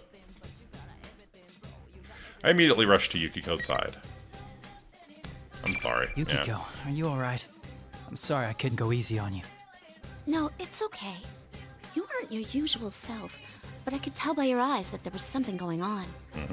I'm sorry, too. Did I hurt you? Kinda, yeah. I sure wouldn't want to get into it with you again. Try to pass it off as a joke, and we look at each other and laugh. Things are going the same way as they had with Yosuke. It's becoming clear now. Hey, did I say things that offended you earlier? Yes. You did. Yukiko hesitates as if even remembering it is a difficult experience. What in the world did my illusion say to her? But it was something horrible. Whoever's doing this is certainly finding the most annoying way of getting us to fight. What I supposedly said to her doesn't matter. Yukiko is still hesitant to bring it up, so I tell her not to worry about it. I don't need to know what I said. I just wanted to see if my guess was right. It looks like our enemy has the power to confuse our senses. My first opponent was Yosuke, and he told me a similar story after we fought. You said something bad to Yosuke-kun too? No. Do not. Be a bro. Come on, man. Do not share that with Yukiko. You sure you No, she doesn't need to know. You bastard. No, be a bro. Do not share this with Yukiko. Cheapest cigar goes for $2. High-end ones are from Cuba thanks to the embargo and quality control. Yeah, I do cigars every once in a while. I'm aware.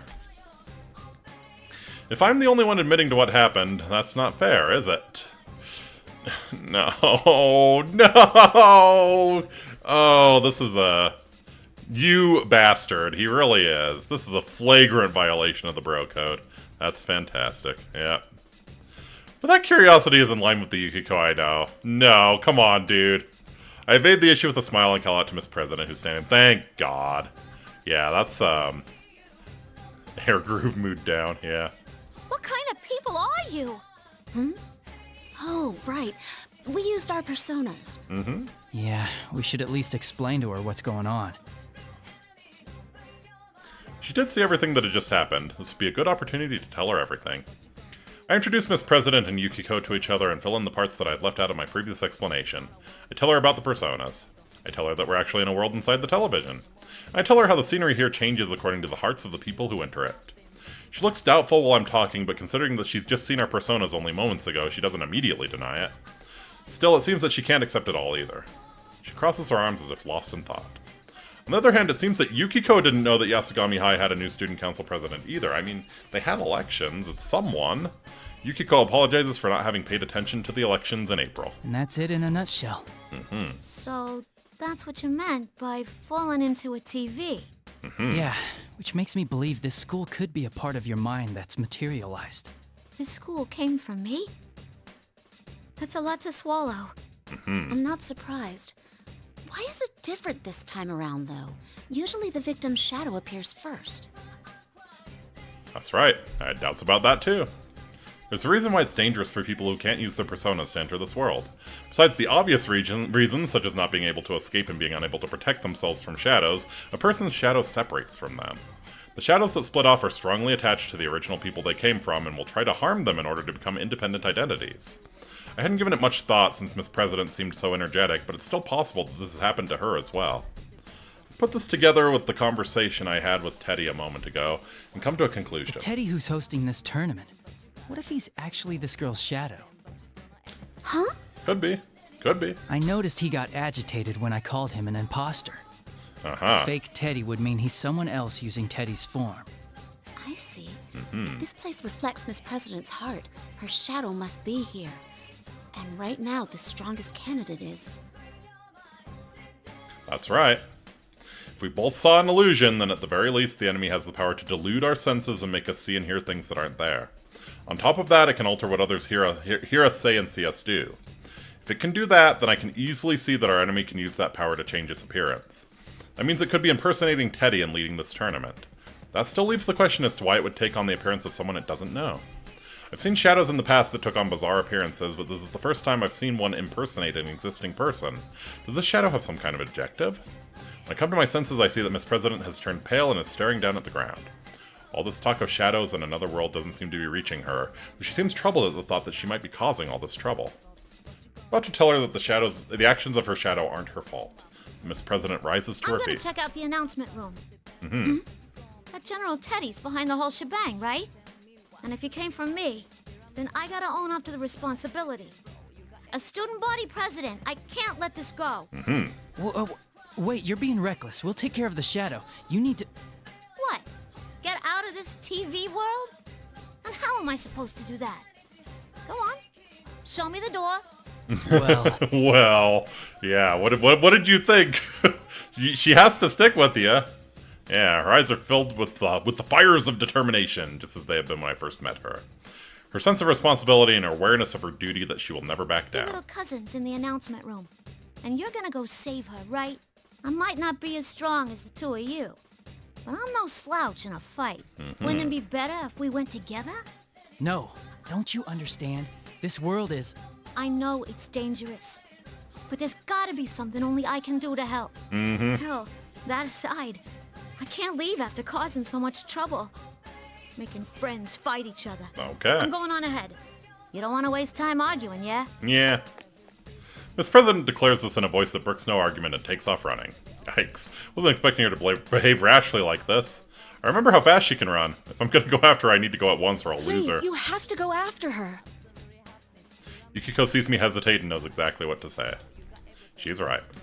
There's so much we don't understand, but there's no way the investigation team can let a victim run off to die. Yukiko ignores the fact that I'd be leaving her here alone and tells me to follow a girl she's only just met. That's the real Yukiko, yep. This is the exact opposite of the behavior she'd been displaying before the fight. Now that is the Yukiko Imagi I know, absolutely. I'm ashamed that I had even slightly let myself be confused by the way I'd heard her speak before, and I answer her. Come back for you no matter what. I believe in you. Oh. Yukiko nods to me and I turn and begin running as fast as I can. I have to rely on the faint echoes of footsteps ahead to pursue Miss President through the school. I can't use my memories of the school in order to navigate because the invisible walls are everywhere, but the announcement room is upstairs. That obviously limits the path she can take. I will catch up with her no matter what.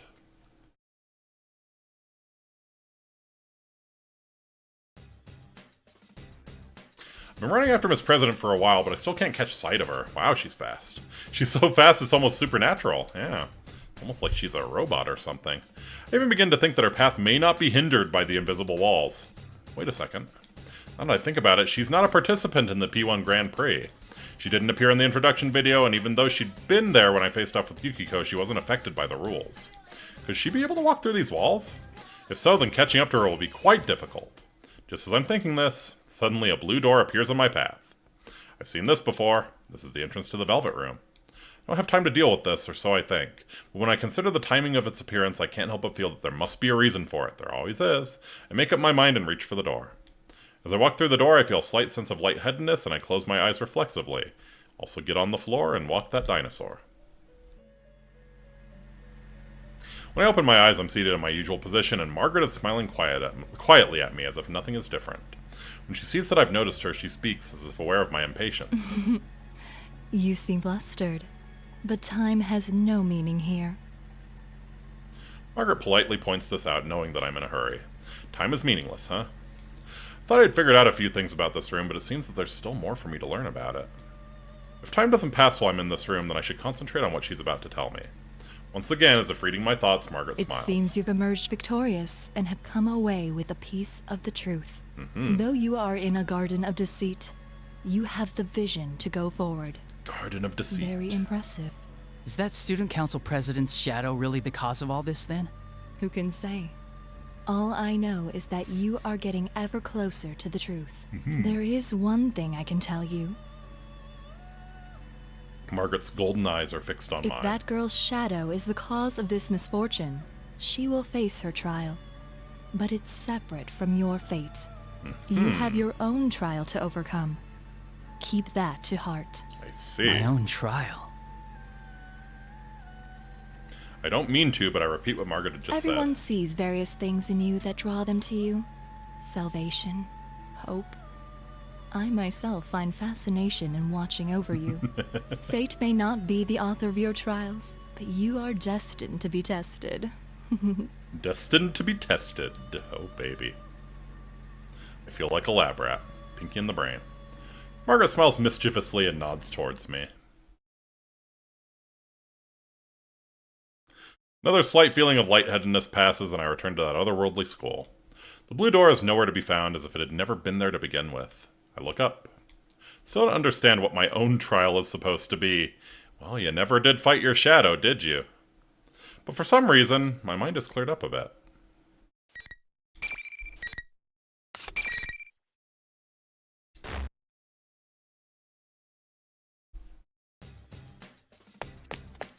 In any case, I need to keep chasing after Miss President. And now I immediately see a recognizable feature, her long ponytail. I found her! Wait! It's too dangerous to go alone. Miss President turns around in response to my voice. She's smiling. I wasn't expecting that at all. Follow me impressed that you managed to catch up to me so quick.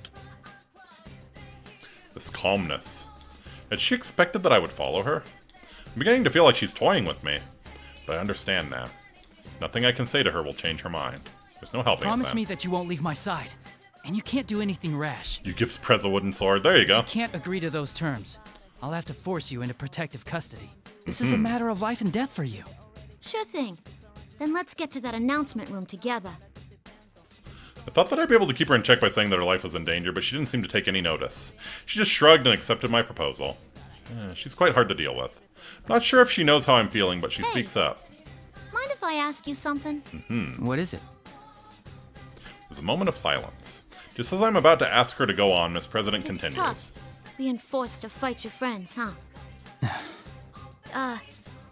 Sorry. You don't gotta Sorry. answer. She must still be thinking about my fight with Yukiko. True, I'm slightly hesitant to talk about any of this, but it's a question that must be answered. That's how it feels to me. You're right. If I could avoid it, I would. But I believe in my friends. You mean your friends won't hate you after the fight? Or you think they'll understand that you don't really want to fight? Both. I don't know. Both, maybe. Yeah, absolutely. Both. I mean, there's no way we'd fight each other without some kind of reason. Both is good. Will she believe that answer? I study Miss President's face. When she opens her mouth, she has an unexpectedly gloomy look in her What eyes. if you had to kill each other Oh, fuck. Kill each other. I truly hadn't anticipated that question. I'm caught off guard by how I hadn't even considered it. It's true, there's no guarantee that this General Teddy won't suddenly decide to make us fight to the death on a whim. Sorry, that was probably over the line. I don't know why I said that. I wouldn't let it happen. Even if I was forced into such a situation, I would never follow that order. That's all I can say right now. But after hearing my answer, Miss President casts her eyes down again. After seeing that behavior, how do I put this? Felt a sense of incongruity. Gapmoe. Why could that be? Something doesn't feel like her.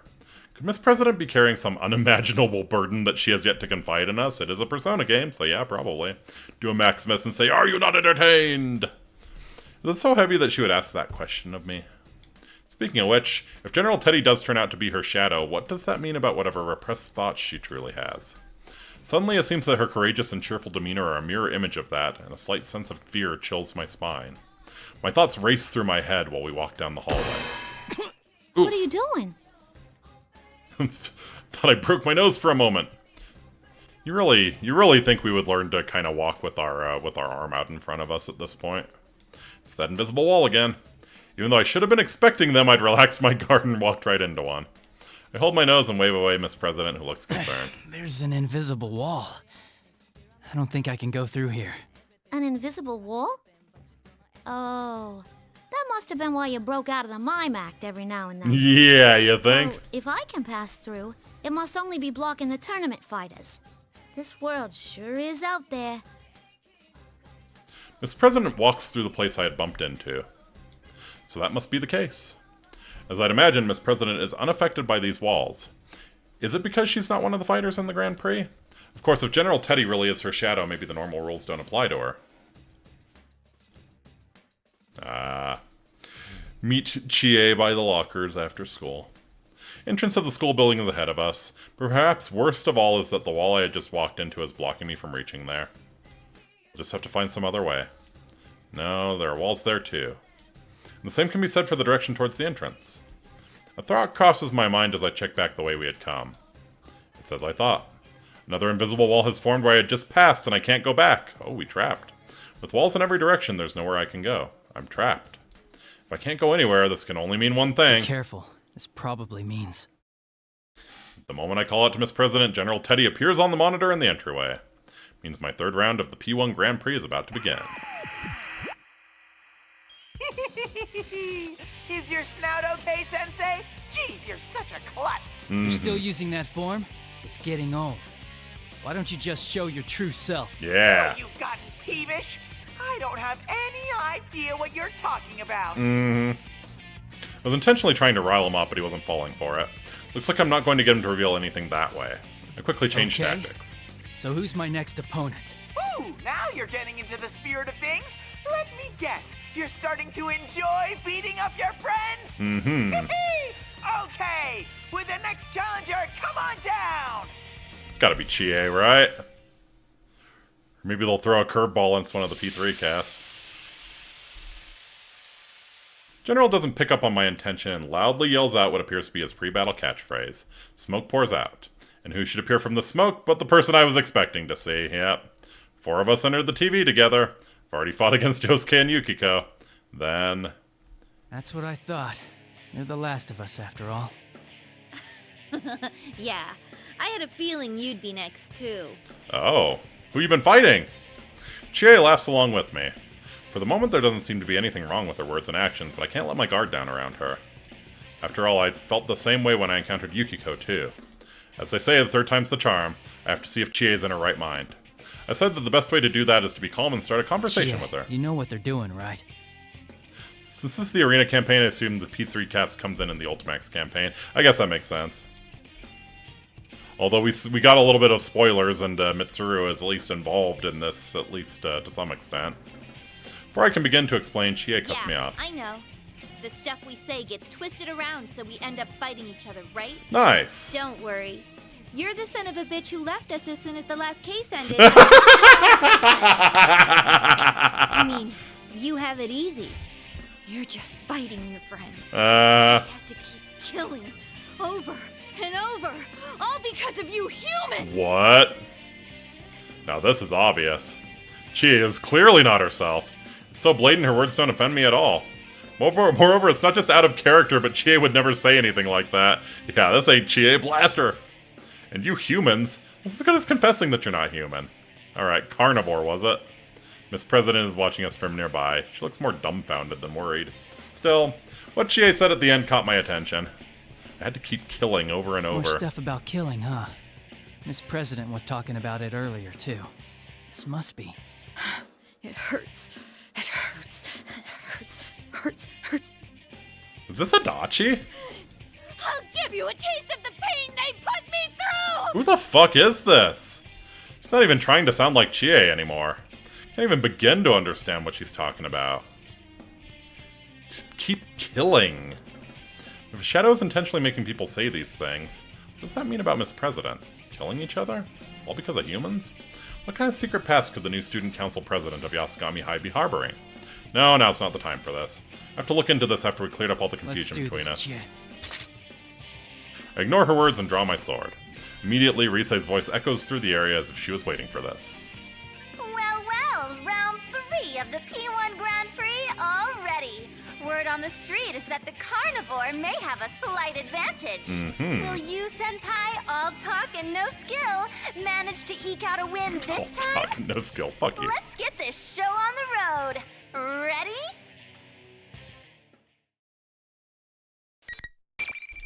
Alright. I'm not feeling great about this one.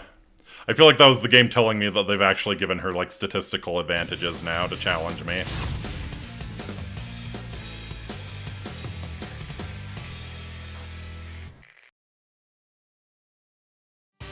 Final. Yeah, I was about to say.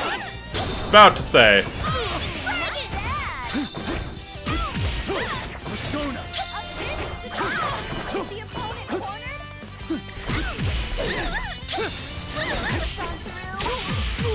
Oh shit! Oh shit! Oh, what a combo! Persona. Persona.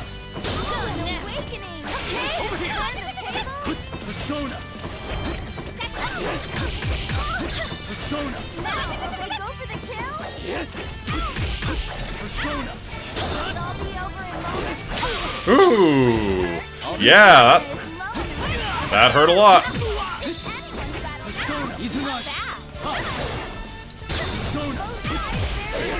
What a rare, close battle! You both fought well. Risei got the gall to call you a filthy casual. Oh, that was a hell of a counter. Like, she was pulling some combos and shit. Yeah, I feel like I barely won that one. Yeah, too close. I've won. I lower my sword and begin slowing my breathing. I don't believe I've injured Chie too bad. Chie can take it. Considering this is my 3rd time having to do this, I feel like I'm getting pretty good at not having to seriously wound people in a fight. Wipe that smug look off your face. This isn't fun at all! General Teddy has seen that the fight's ended without any injuries and spits his words through the monitor. The image on the monitor then disappears without anything further. Let him say whatever he wants. I fought all the friends that I came in the TV with and none of them are hurt. All that's left is to head to the announcement room and make sure Nanako is safe, and then we'll be able to go home. I walk over to Chie and help her up off the ground. She's come back to her senses and she seems a little sheepish. You alright?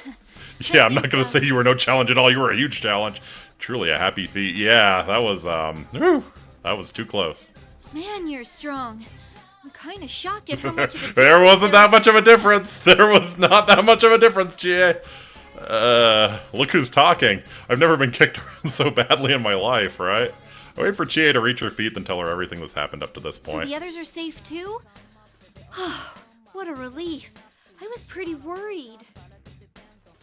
Chie is so relieved that she sits down on the floor once more. I can't help but smile at that reaction. She really does care about her friends. Yeah, these are the people I believe in. Seeing us exchanging smiles like nothing was wrong, Miss President sounds perplexed when she speaks You up. guys really are tight, aren't you? Makes me jealous. Well, we did spend a whole lot of time together last year because of that case. Sure, I was surprised to hear such weird stuff coming from him, but I know he'd never say any of that. Yeah, same. They weren't even really trying Wait with a you. sec. Who are you? I forgot about that. I quickly introduce Miss President and tell Chie that she may be a victim of this case.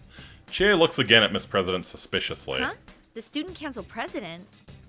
You mean ours? Aha. That doesn't seem right. I Yeah. remember the new president being a guy.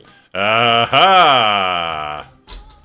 Yeah, Chie always has the intuition that something's up. What are you saying? I'm the student council president. Who else would I be? I'm pretty sure, though. Maybe if you told me your name, I'd remember. My name... What is your name? Miss President stops moving. What's going on? She can't tell us her name? That's not a strange question, is it? For some reason, Miss President seems unable to answer. I sense some kind of incoherent melancholy from her. Chie and I share a tense glance. My name's... Uh-huh. What's wrong? My... memories... No, I don't want to fight anymore. Why do we have to kill one another? Oh, fuck. Kill one another. I gasp when I hear the words fall from her mouth. I don't know what's crossing her mind right now, but she definitely is not acting normally. I glance at Chie, then try to approach Miss President in the hopes of calming her down. Oh shit.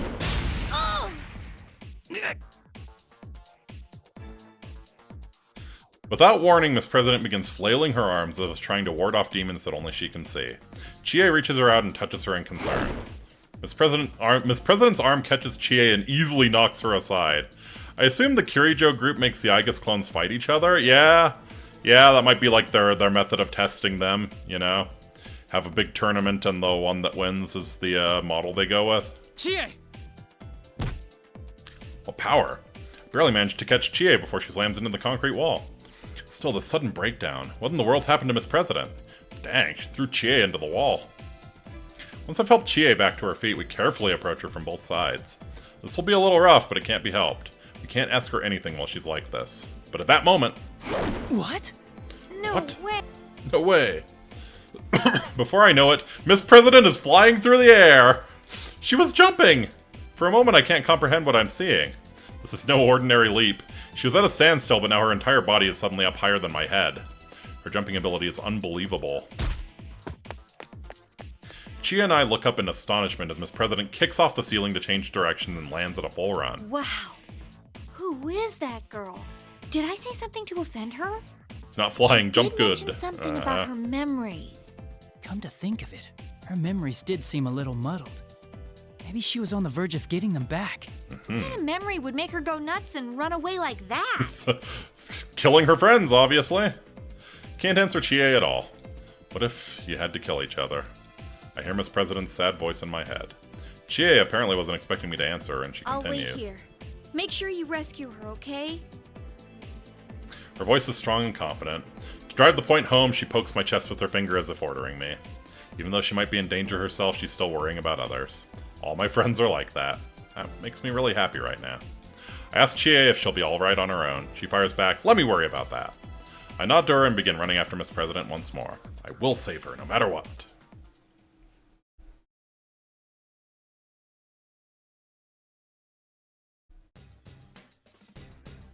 Even though I was running as fast as I could, the invisible walls keep preventing me from making much headway. I attempted to strike at the walls with my persona, but nothing happened. So many invisible walls, one after another. If Miss President can pass through them, I don't know if I can keep up the pursuit.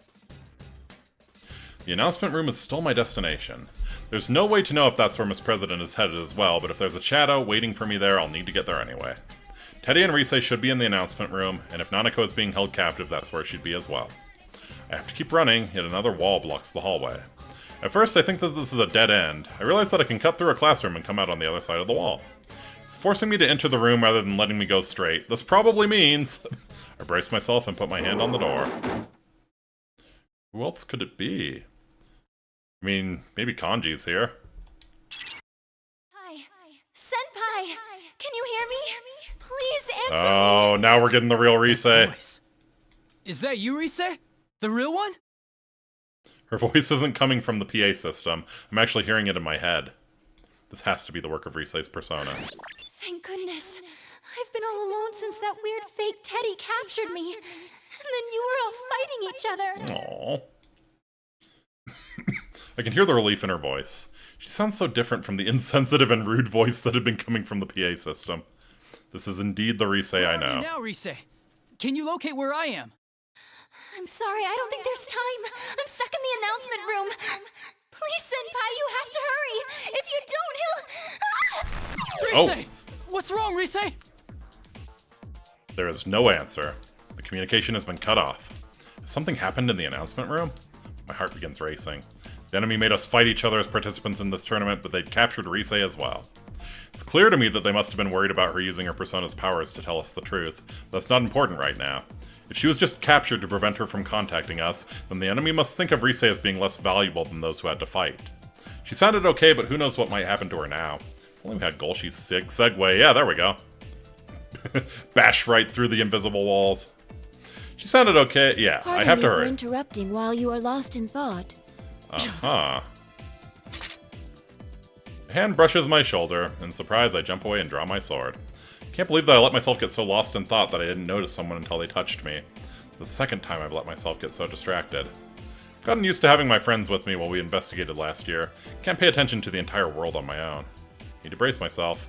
Hello, I guess. Oh, this is gonna be a hell of a fight. I look up and see another unfamiliar face. A girl with blonde hair and striking blue eyes. Wait, a girl? Her face and voice seem human-like, but the rest of her, there's metal everywhere, all over her body. Hey, sorry, Toaster. Yeah. Hey, Toaster. What are you doing off of my counter? For a moment, I wonder if this is just an elaborate costume, but I can see the interior framework of her body where her joints connect. I didn't mean to startle you. You're... It's nice to meet you. My name is Aegis. And no, I am not human. You are the one from the introduction video, listed as the Sister Complex Kingpin of Steel. Thank you. Narukami-san, correct? Yeah, it kind of hits harder when you have people you've just met referring to you that way, huh? Question catches me off guard. Wasn't expecting a complete stranger to call me that. Yeah, like I said, it hits harder when random people start calling you that. And did she say she wasn't human? It's, well, when Yosuke called me by that stupid title, I knew it was a joke, but when a stranger says it, it sounds like they truly believe it. Huh. This is a pain. Nanako is important to me, but calling it a complex is stretching things. No, wait a second. I was trying to play it off, but I ended up blurting out Nanako's name anyway. Calm down. Need to take this conversation away from the subject. Yes, for my own sanity. I clear my throat and try to start over. Was it? Why are you here? Our primary objective is the destruction of shadows, but we have come to this world on a different mission. The destruction of shadows? She fights shadows? How can she do that if... Does that mean... Yes. I have a persona as well. Though my body is a machine, personas are the strength of the heart after all. Just as I thought. I'm surprised to find another persona user outside of my group of friends, and a robot on top of that. Can't come to grips with all of this. From the way we were talking, she seems like just a normal person, only in an interesting suit. Sure, I've seen stories on the news about robots looking uncannily like real humans, but isn't something like this far beyond those? Still, I can't help but believe the evidence of my own eyes. I mean, I've been hopping in and out of TVs for the past year. Who am I to say what's strange or not? Perhaps the technology behind her creation has supernatural roots of its own. It sure does. I find myself growing more and more interested in how she came to be here, but I have to put that aside for now. There's something I need to find out from her first. This P1 Grand Prix, it's so similar to the events of last year, but to think that it would involve someone like her. I don't have a clear picture of everything that's happening, that's for sure. I calm myself, then ask her what I feel would tell me what she's doing in this world. And what is this mission of yours? She opens her mouth to respond, but just then... the monitor inside the classroom turns on. It's at that moment that I suddenly remember.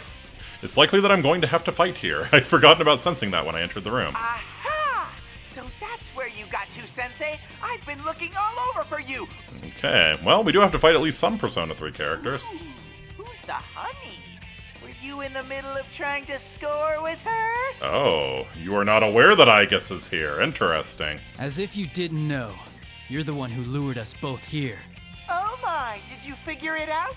I didn't have a choice after those guys decided on their own to horn in on the fun. You're a bright boy, Sensei. You know what's coming next, don't you? The general on the monitor gives me a twisted smile. Could Aiga-san's mission be something that would cause him trouble? I can't figure out what his motives are, but he's using us to crush each other. In other words, she's the next challenger that's being set against me. Aiga-san seems to understand this as well, and is staring at the monitor with a quiet animosity. Sorry about this. Do you know the rule of this tournament? Only the victor of each match may move on. Yes? I have nothing against you, but I'm in a hurry for my own reasons. Neither of us, in other words, can back down. Then there should be no hard feelings. Aiga-san is refreshingly straightforward about this. She immediately takes a fighting stance. Yeah, you don't need to trick him into fighting her. A bitter thought comes to me. It's tough being forced to fight my friends, but having to hurt someone that I don't even know is just as bad. And another thought comes on the heels of that one. She's a fucking robot! I don't know this girl! Perhaps her appearance here means that there are urgent problems that an ordinary student like me can't fathom. What gives me the right to stop her on her mission?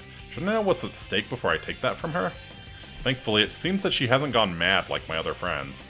Perhaps the enemy doesn't care about clouding the minds of people who don't know each other. If we're still capable of understanding each other, then we should talk this over before we do anything. That will not do. We will speak more of this after one of us wins. Aiga-san says this so quickly as if she's reading my mind. For a moment, I'm struck by how she could have known what I was thinking, but she was probably thinking the same thing. I realize that she's right. What good would it do for us to talk things over? True, the loser cannot leave this room, but until we have a battle, neither one of us is going anywhere.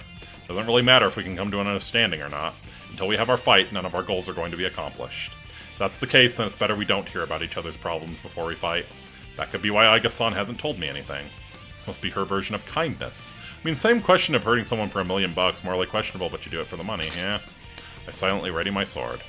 Aiga-san appears to smile slightly when I do. Right. I'm not going to give up on what I'm fighting for either. I need Nanako and my friends to be safe. I have to make sure that Miss President's okay. I'll use everything I can to protect them. To thank her for her consideration, I make it a point to announce that I'm ready to start the fight. Here goes. There's no need to hold back. buddy. You really shouldn't say that to Aiga. Indeed. Let us do battle. Clank, clank, clank.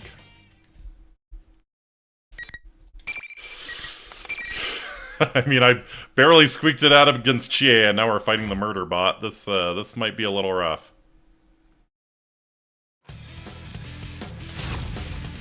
"163 centimeters.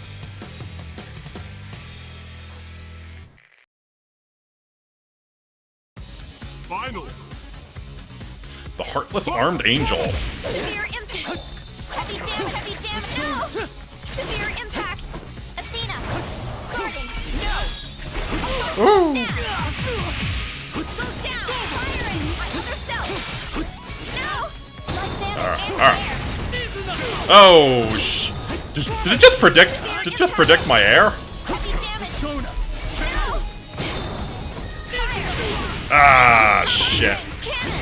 Severe impact. Light damage. I see. I mean, yeah, it makes sense that Aiga. Makes sense that Aiga. Man, you talk a lot.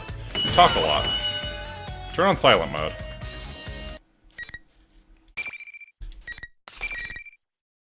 Silent mode enabled.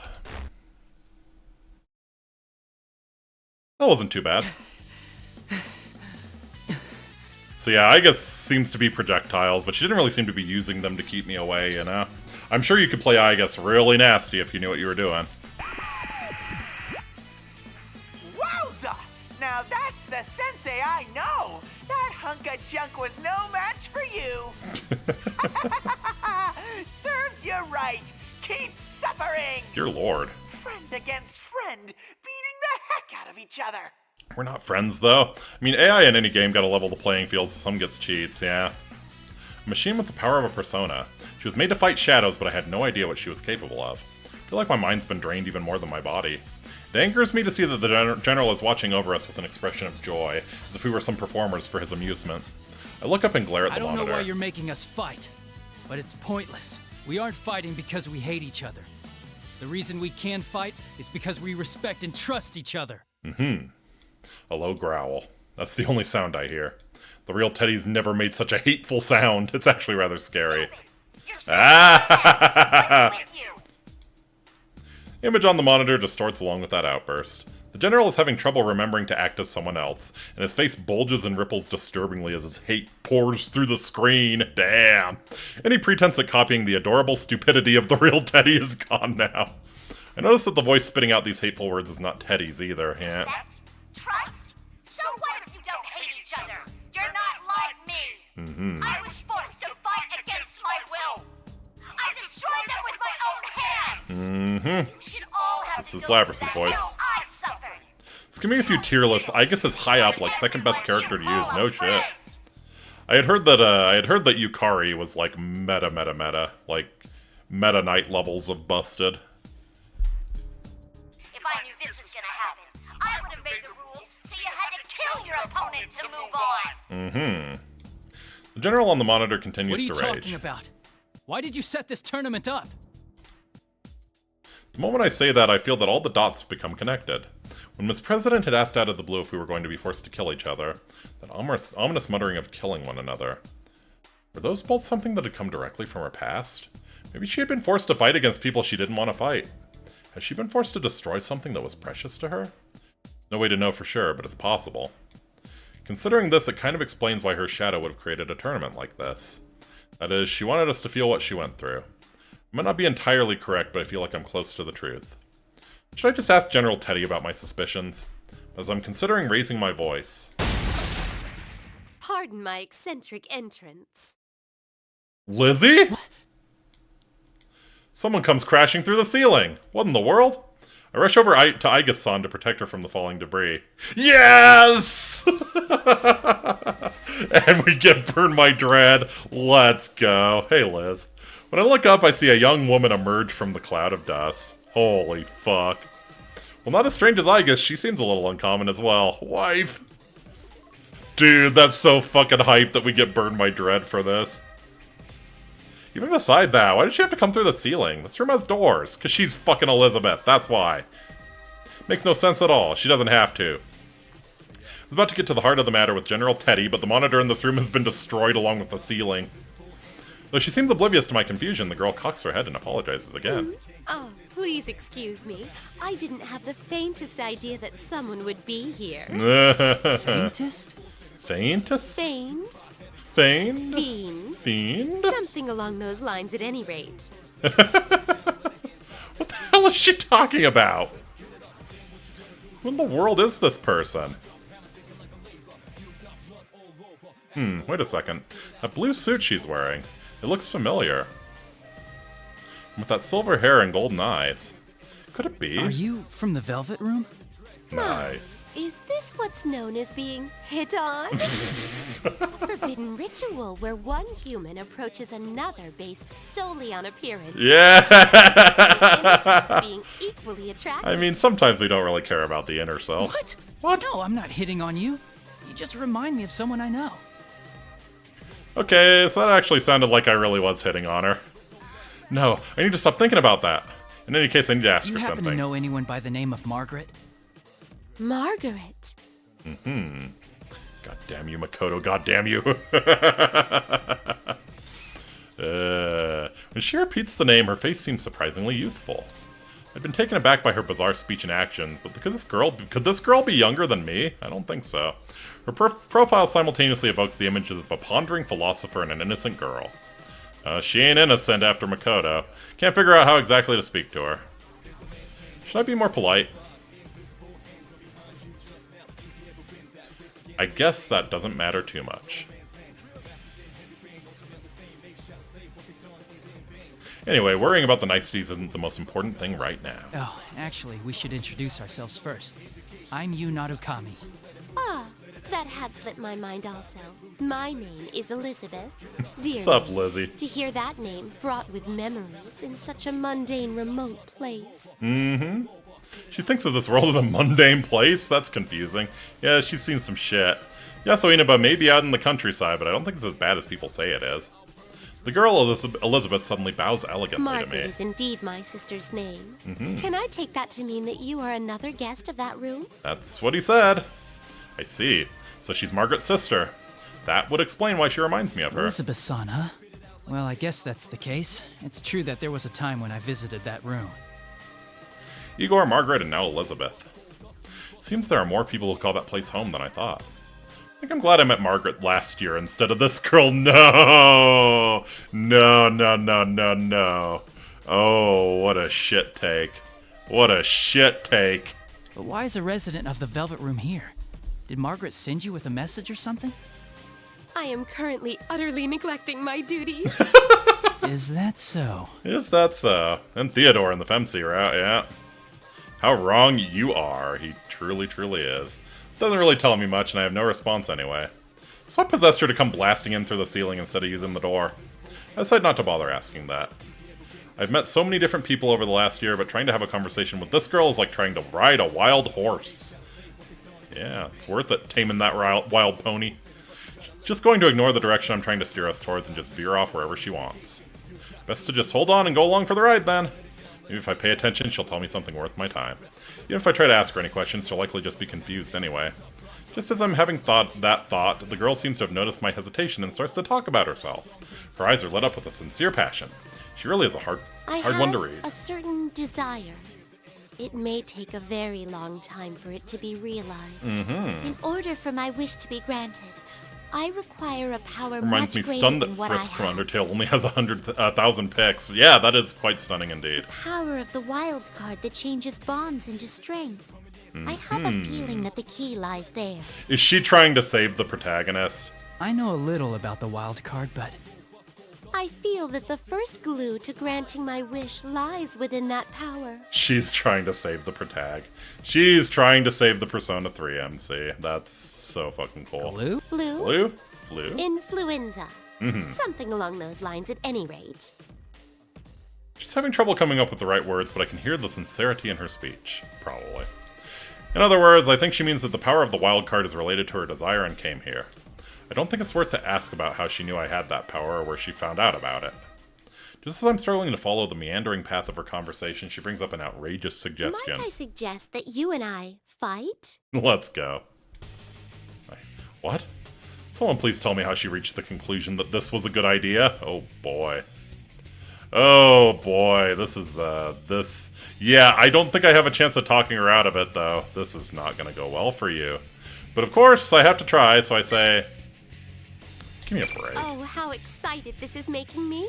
My expectations God. are ascending skyward we're at gonna Mach get absolutely dumpstered. To be direct, I'd like for you to show me the potential slumbering within God. I think this is basically what she says right before she kills the shit out of you in Persona 3. Let me make sure of something, just in case. You understand what I'm saying, right? There's no illusions at work? Easy Liz fight compared to the fight in P3. I sure hope so. Such parlor tricks can get stuff. Thank you. I see. So you're actually in your right mind here. That's kind of, impressive. Well, as right as it can be. Also love how Igus has said nothing. Well, maybe she understood what I meant when I mentioned the illusions. If that's so, then she at least must have some idea of what's going on around here. Even though she might understand it, she still wants to fight me.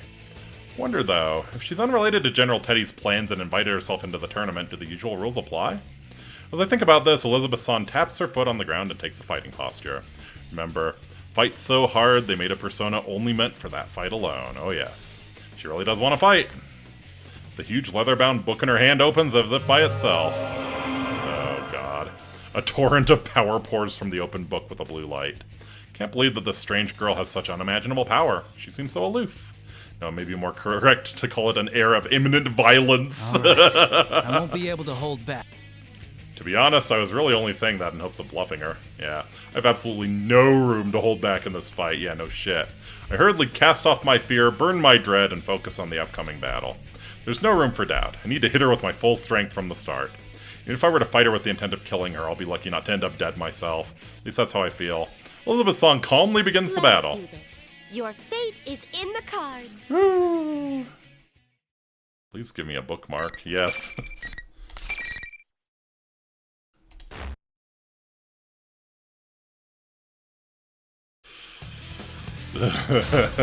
Okay, she's running Thanatos. Alright. Can she switch? I wonder. Final. The lethal elevator attendant, yeah. Oh! Oh shit! Oh shit! Yeah. Oh man. Yeah, I don't think I should be jumping so much. AI seems pretty good at countering me. We're through. Won't you have some? He's not.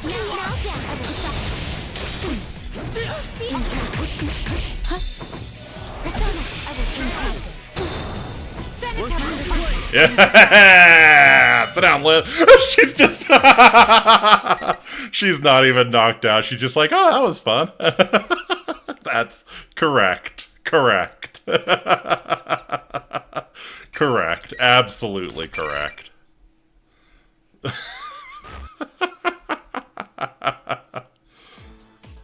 Just when I thought I've managed to throw her off balance, yeah.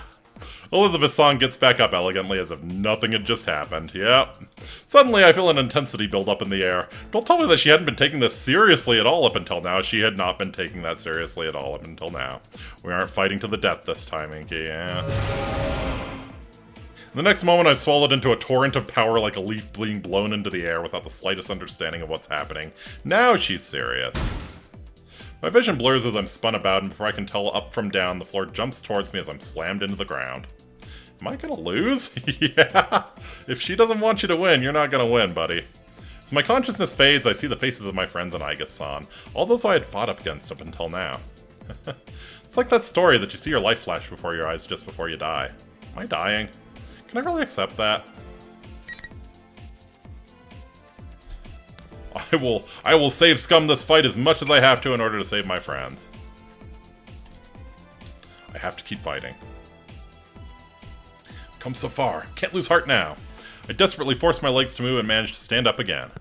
Elizabeth-san shuts her book with an air of finality. I see. I am quite content with this outcome. It seems you possess true strength. The unyielding torrent of power suddenly ceases without warning. Is it over? Even as I come to understand that, I continue to stand stock still, unable to move. I believed you were at the limits of your stamina after the battle against Aegis earlier. In actuality, your heart almost gave in during your struggle with me. But each time you faltered, the many hearts supporting you gave you strength, helping you to rise again. She cuts herself off and nods to herself as if to confirm some suspicion. This was truly an intriguing battle. I believe our encounter has borne much flute. Regular flutes or skin? Flute? Flute! Flue? Chimneys. In any case, I am quite pleased. Even after a battle, she acts like that. I feel like a fool for believing that she really would have killed me, even if it felt quite real at the time. I don't know, man. I think if she didn't like what she saw in your heart, she probably would have killed you. I think if you didn't have a strong heart, she probably would have killed you. Yeah. Can't believe any of this. My legs give out under me and I sink to the ground. Maybe she understands how I feel. Elizabeth-san looks straight into my eyes. May I ask you something? To continue fighting in order to prevent an undesirable future. It is a path of endless hardship. Yo, it'd be cool to see Dorkun and Dorsama here, right? Would you still choose to walk it? If, excuse me. Margaret had said something similar just before this tournament had begun. How I had overcome the ordeal concerning last year's case and opened the door. Margaret's and Elizabeth-san's words come together in my mind. Yeah. Working for a better tomorrow isn't just a one-time thing. The tomorrows keep coming. Right. And they don't stop coming, and they don't stop coming. Opening the door is necessary, but it's not what's truly important. Yeah, it's getting on the floor and walking the dinosaur afterwards. Yeah, what's more important is making sure that you follow the path that's beyond the door.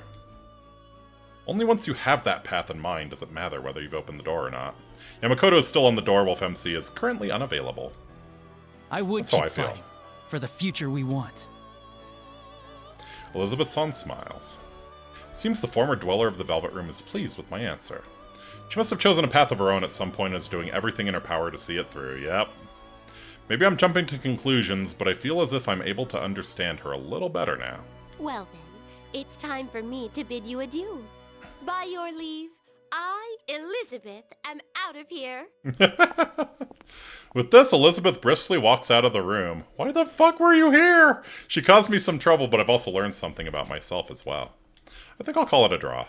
As I wave goodbye to Elizabeth, I hear Aiga-san getting to her feet behind me. Are you alright? You shouldn't force yourself to move. I was concerned at first, but Aiga-san doesn't seem to be very hurt, or damaged, or whatever you would say. She was likely just knocked out. I had absolutely no chance of winning if I'd gone easy on her, either. This is getting ridiculous. You are very kind. We've only just met, and yet you're worried about a machine like myself. Mm-hmm. Isn't that normal? Aw, look at the smile! Aiga-san laughs at my confusion. Seeing you smile like that? I don't know. I just can't think of you as a machine. Uh-huh. This unit has a soul, you. This unit has a soul. You have a heart, right? Mm-hmm. And it doesn't matter whether you're man or machine. Aiga-san stops laughing and thinks deeply for a moment. After a few seconds, she looks back up at me with a serious look in her eyes. You have defeated me in single combat. That will make it difficult for me to continue forward. But I believe I can trust you. Will you listen to my mission directive? Please. I have no reason to say no. I look Aiga-san square in the eye and nod reassuringly. And so Aiga-san told me about her directive, and it was truly surprising. There was another case involving personas and shadows outside of Inaba even before our adventure last year. And she is a weapon with a heart created with the express purpose of wielding a persona to fight the shadows. She believes that this current situation came to be because someone had stolen a similar weapon and caused it to enter the TV world. So, there's another girl robot with a heart like you? And she's the cause of all this? Mm-hmm. We came to this world to retrieve her. My older sister, the 5th generation anti-shadow suppression weapon, Labris, is in this world somewhere. Older than you. Interesting. Nanako, Miss President, her shadow, and now Labris. I have a mountain of tasks to accomplish now. But even though I have a lot to do, I can't ignore any of it. Tell me more about Labris, and I'll do what I can to help you get her back. Mm-hmm.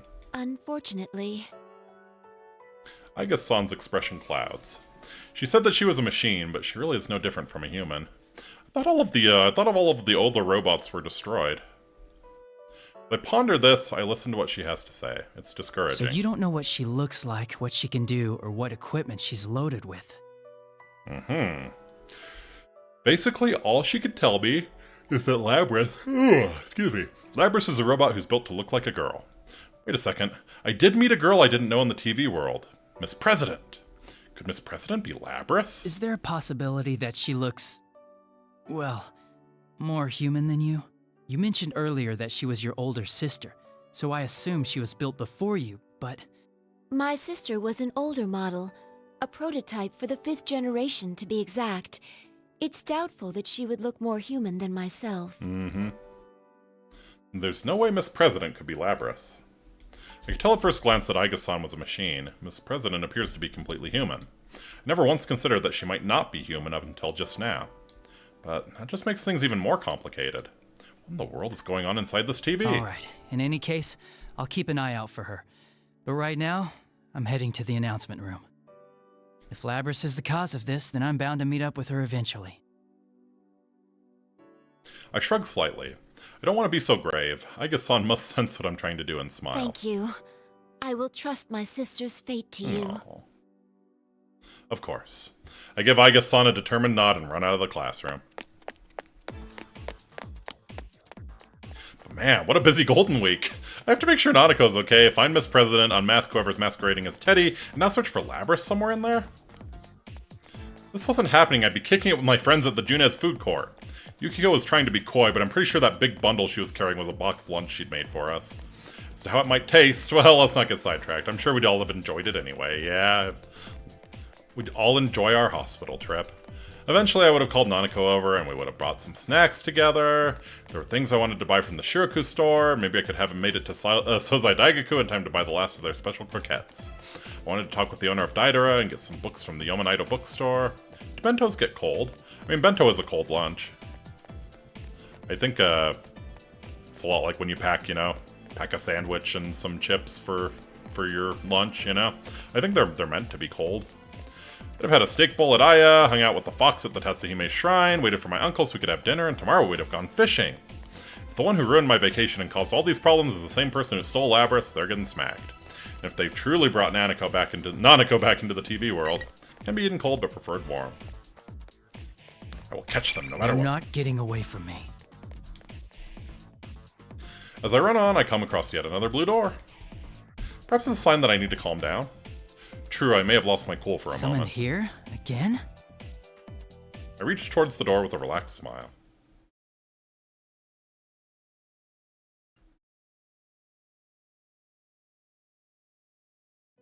What you want, Margaret? Margaret is in her usual position. I glance around to see if there's anyone else in here. Looks like her nutcase of a sister isn't here. That's probably for the best. Margaret notices me looking and sighs, a seductive sound that also conveys annoyance. It seems my sister has caused you some trouble. Though this may mean that I'm not the only one who is drawn to the light of your potential. There's a hint of tenderness towards her sister in her words. Her sister must be important to her. I can tell from the look on her face. Do I look like that when I talk about Nanako? Margaret pulls herself together and speaks You again. have gained a new resolve by overcoming many doubts and falsehoods. A new resolve. I find myself nodding along. You have reached the threshold of truth. But man's hearts are mutable. That is why a resolve to continue fighting is more important than any one victory or defeat. I see. Yeah, I understand. But this will be a difficult battle without end. Are you equal to the challenge? Guess we'll find out. The way she puts it makes it seem as if she was testing me. I don't respond immediately and think about the question. It would be lying to say that I'm not worried. I know that my heart can be swayed by change. There's no knowing what will happen from moment to moment. But even if then... I have my friends, if I'm not alone, I can do it. I see. Friendship truly is magic. Margaret nods slightly in response. I have heard your answer, but it's not enough. Remember what I told you before? The heart is shaken more by a single action than by 1,000 words. As she smiles, my vision begins to blur. I hear words being repeated. I have reached the threshold of truth. Everything that's happened during the course of this case runs through my mind. The new appearance of the TV world, this tournament pitting us against each other, the student council president, and a fake Teddy. My encounter with a weapon with a heart, Aigason searching for her sister Labris, and the determination that I've gained through these constant battles. What I must accomplish. How do I show what I've decided through my actions?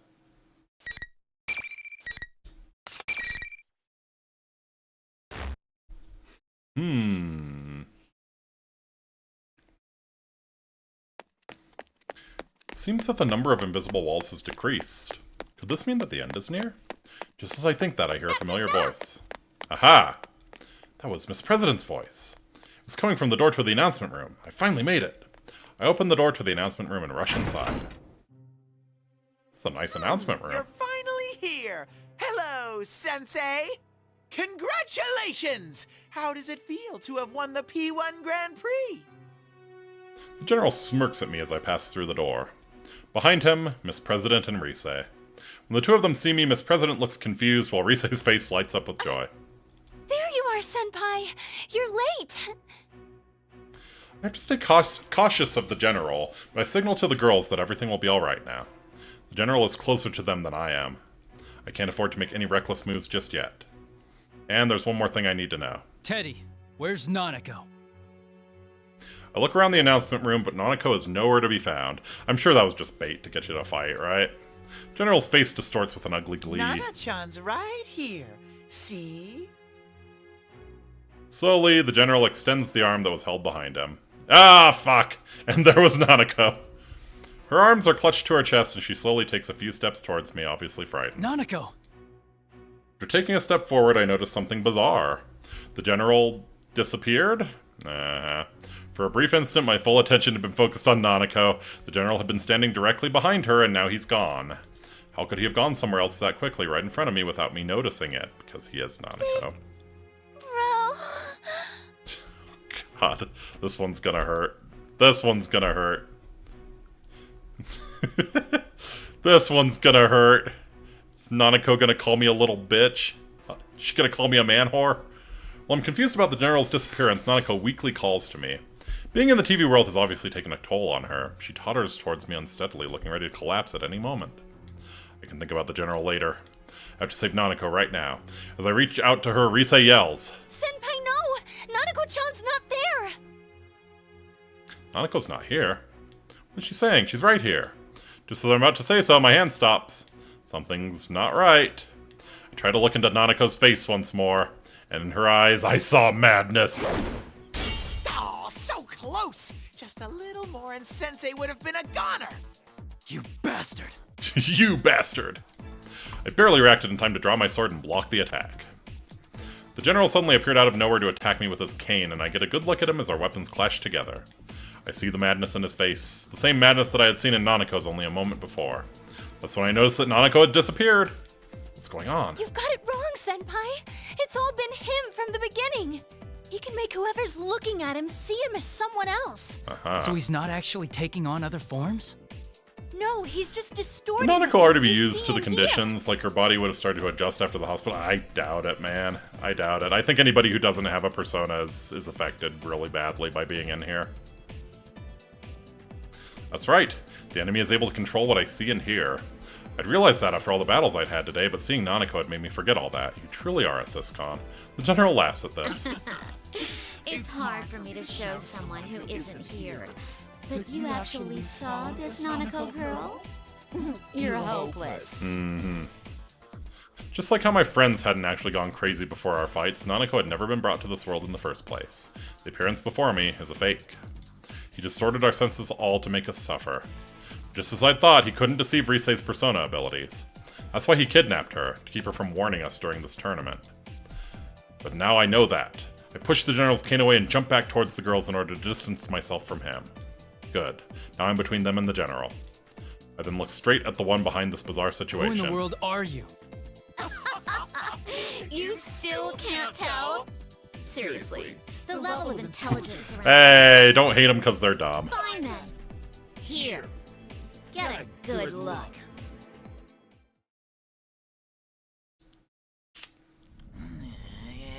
So her name's Llerose. Is she gonna have a gigantic axe?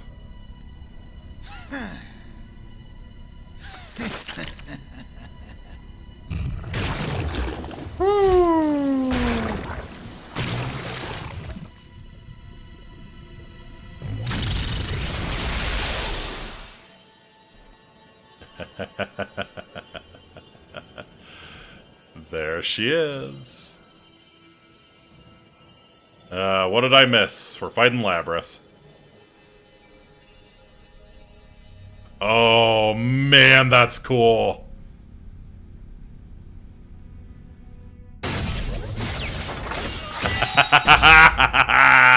Wood. Yeah, her special she wields an axe. I mean, her name is Llerose, so. Ah!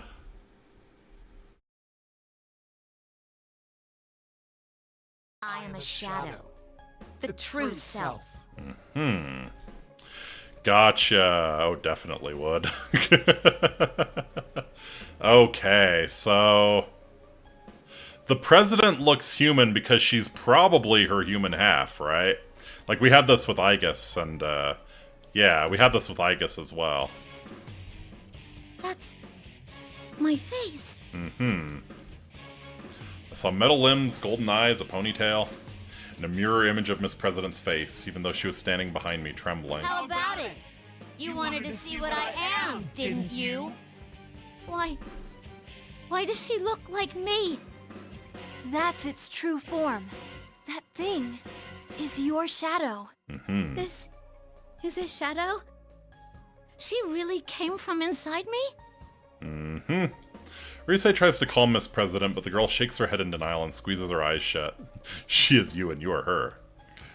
Well, Miss President refuses to look at this mechanical-looking being. I now understand what's going on. Because this isn't the first time I've seen a robotic girl before.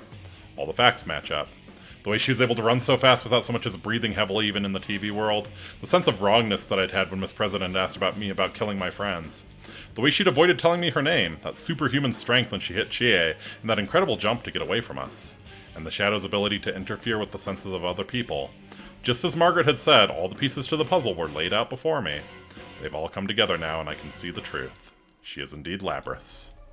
Llerose, another weapon with a heart, stolen by someone unknown and thrown into the TV world, created this school and forced us to fight our friends. This deep-rooted depression regarding her past memories, all of this took the form of Llerose' shadow, who manipulated everything here. Llerose, don't look away. If you don't accept her, she'll get even stronger. Miss Prez, Llerose, only shivers when I call out to her. There has to be some reason why she believed that she was the student council president. I think she probably just, like, concocted some sort of a story for why she's here, you know? To not have to think about the real reason. That's just a disguise, more for herself than for us. No matter how comfortable it is, it's only there to cloud her eyes from the truth. I don't know what your past was like. It must have had some painful memories. But you have us with you now. We're going to get you out of here. I call out to Llerose while keeping an eye on the shadow. A shadow is the darkness within a person's heart. Unless it is accepted by the person it came from, it will never disappear for good. But with that in mind, all we can do is watch over her as she accepts this darkness within her. And we can also fight the darkness within her, you know? We'll have to protect her when the shadow goes berserk and tries to kill her. But Llerose continues to shake her head and tremble violently. You're not me! We really should have made a sign. We really should have made a sign not to say, you're not me. You hear that, me? Your friend is trying to tell you something. Too bad he doesn't understand at all. His clowns are so hopelessly naive. The shadow laughs shrilly. He continues to smear more poison into Lleros's I heart. wish I could have made them feel my pain. What it's like having to murder one another. That sadness and pain and anguish. Everything went black, and I was always left alone. I'm a weapon, a machine made only to fight. No human can understand my suffering. Stop! I've had enough. I'm human. I'm not like that. Fuck. This isn't good. I settle into a fighting stance ready for anything. I have a good idea what's about to happen. Oh, you're still clinging to that. Then take a look at what you really are. The shadow's eyes gleam with golden light. The change begins immediately. Aha! A shimmer runs across Lleros's body. Instead of the normal human girl there had been a moment ago, she has a metallic body just like her shadow. No! Llerose loses all composure and scratches at her arm, trying to tear away the metal that had appeared. There was more to her change than just her arms. Her legs, waist, chest, even her head. Everything not covered by her clothing was now obviously mechanical. The reality that she didn't want to face. There are no words we can say to her. No matter what we say, reality won't change. Llerose falls to her knees, and finally mutters the words I was dreading she'd say! To be continued. I was kind of dreading that.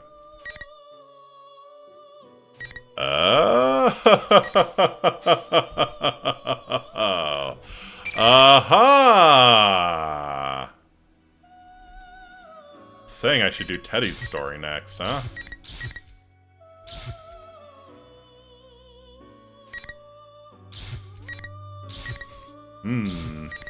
Hold up, Llerose opens her chest cavity and grabs a cold soda. Alright, back to fighting. To be continued. Can I continue it now? Nope.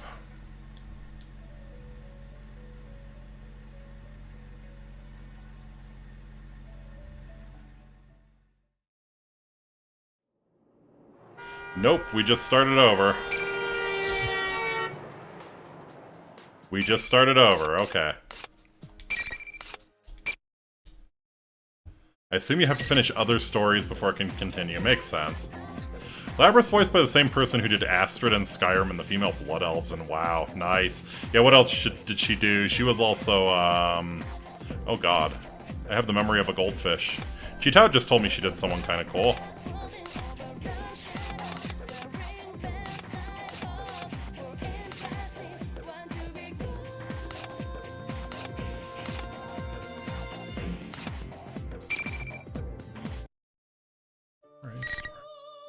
I think that was Amy from Sonic, yeah. Huh.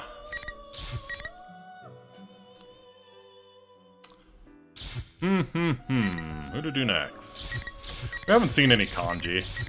We'll start Kanji's story. We'll start Kanji's story and then I'll probably wrap it up in about half an hour. May 2nd, 2012. The second homeroom's over. I get the hell out of there and go home. Can't stick around school when there's something super important I gotta do. Pretty sure I can run all the way to the shopping district without stopping if I force myself. Let's see. Rah!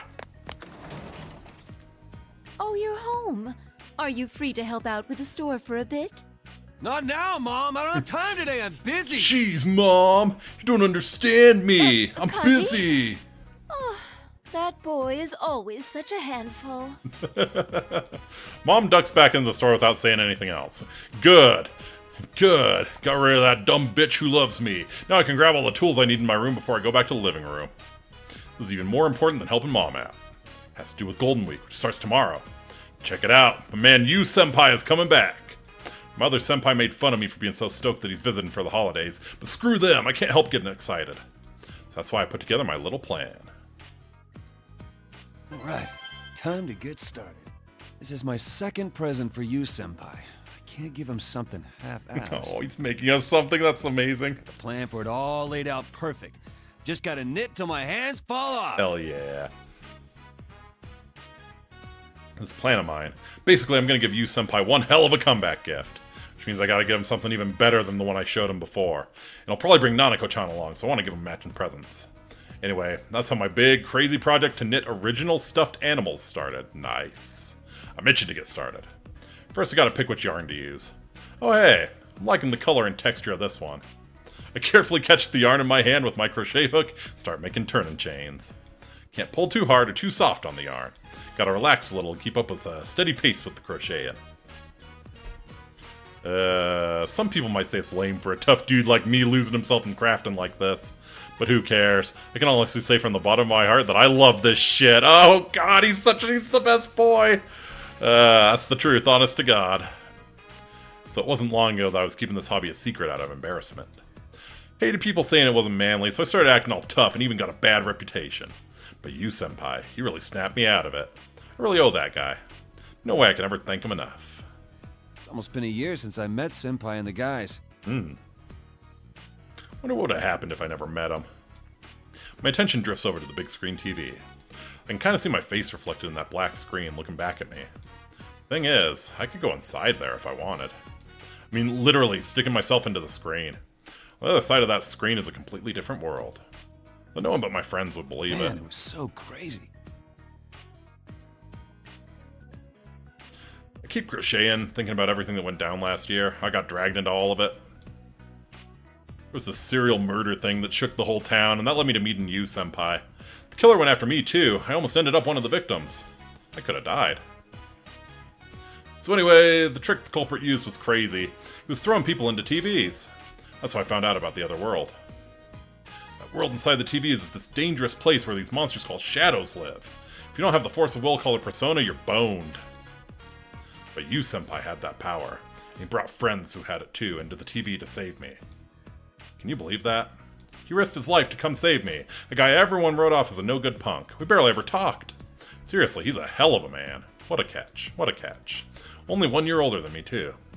Anyway, I begged the senpai who saved me to let me join their group. Did my damnedest to help with their thing, solving the murder case. Sure wasn't easy. This spring, we wrapped the whole thing up. I guess that about covers it. The huge freaking TV in our living room is a result of that case, in a way. When I switched to digital broadcast last year, I bugged my mom to get a big one. This is what she got. Thought it might come in handy for solving the case and stuff. Though to be honest, I don't get much use out of it. The Midnight Channel doesn't come on anymore. I don't watch much TV in the first place. The Midnight Channel. When you look into a switched-off TV alone on a rainy night, something will appear. Sounds like a stupid rumor, but it was important in last year's case, so it's no joke. I stared at that TV every night when it rained until the case was over. And now that it is, nothing shows up on it, whether it drizzles or pours down buckets. Okay, time to change yarn. Which color should I use next? Oh yeah, I had some frilly material left. Yeah, let's go. If I can work that in, the best color to go with it is... Wait! Yeah, save the frilly material for Nanako's. I gotta be careful. Almost forgot myself with how insanely awesome this was turning out. It's gonna be a welcome gift, but I still wanted to be happy with it. Can't cut any corners. I didn't need frills or lace for him. It's all about the shape. He won't know what hit him. When he sees how cute this is, it'll be like a punch to the gut. God, I love him so much. Wonder what I'd be doing now if I hadn't met Senpai. Well, decomposing. Probably still picking fights for dumb reasons and making my mom apologize for me. Everyone looked at me and called me a punk. But it caused Mom so much trouble. She ain't got nothing to do with all that. Of course I do. You're my son. When will you ever come to see that? Shut up, you old hag! I'm crafting here! Up on me to listen! Kanji Tatsumi, watch your mouth. And I did call to you. You just didn't hear me. Too busy thinking about your boy crush. How much of that did you hear? Until you reformed down the line, yeah. Make sure not to work yourself too hard, all right, dear? Don't you have an important date with your friends tomorrow? I love that face. I know, Mom! I know, Mom. Hey, Jeez. I don't want to see you moving those shelves by yourself. That's how you threw your back out last time. I'll remember, dear. Thank you. I don't know if she really gets it or not, but Mom gives me a half-assed answer and goes back to the shop. He'd still be in that bathhouse doing things and stuff, yeah. Seriously though, it's dangerous for her to try doing everything on her own. Even cloth is heavy when you're carrying an armful. Can't you tell I'm crocheting in here and not in my room so I can help her out when she needs me? Wait, I guess there's no point to that if I'm concentrating too hard I'd notice her behind me. Crap! I gotta get this done. Even if I have to pull an all-nighter. Alright, I can do this. Thank you, thank you. Damn it. So tired. Almost done, too. What the hell? Damn, why am I so tired? Seriously, I don't know anymore. Oh. Okay, so yeah, nobody had heard of kanji. Nobody had heard from kanji, so what happened? Huh? Did I fall asleep? Blanket. Must have been Mom. Damn it, I don't have time to waste sleeping. What if kanji ran right into the TV? I could see him doing that. Like he sees that shit on the Midnight Channel and immediately leaps in. Screw this. Toss away the blanket Mom put on me. I guess I should thank her. I ended up not helping out at the shop, too. Shake off my grogginess and fold the blanket. Should she be upstairs already by now? $5 they actually recorded Kanji's VA snoring. Yeah, probably. I stand up, ready to go upstairs, but then... What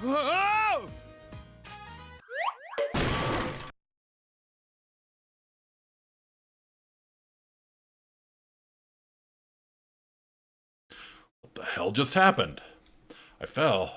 Doesn't feel like I hit anything and nothing. You just tripped and fell into the TV? Come on, man. Just feels like I'm floating. There's nowhere to stand. It's like I'm falling, but not. You just tripped and fell into the TV? Seriously? I ought to be panicking, but I'm just really sleepy. I feel like I'm passing out. Damn it, I still haven't gotten enough sleep. Slow clap. That's amazing. Yes. Kanji, if you're going to sleep, you should sleep in your room. You'll catch a cold. Where did he go? Where did that boy go? Oh my god, he fell into the TV.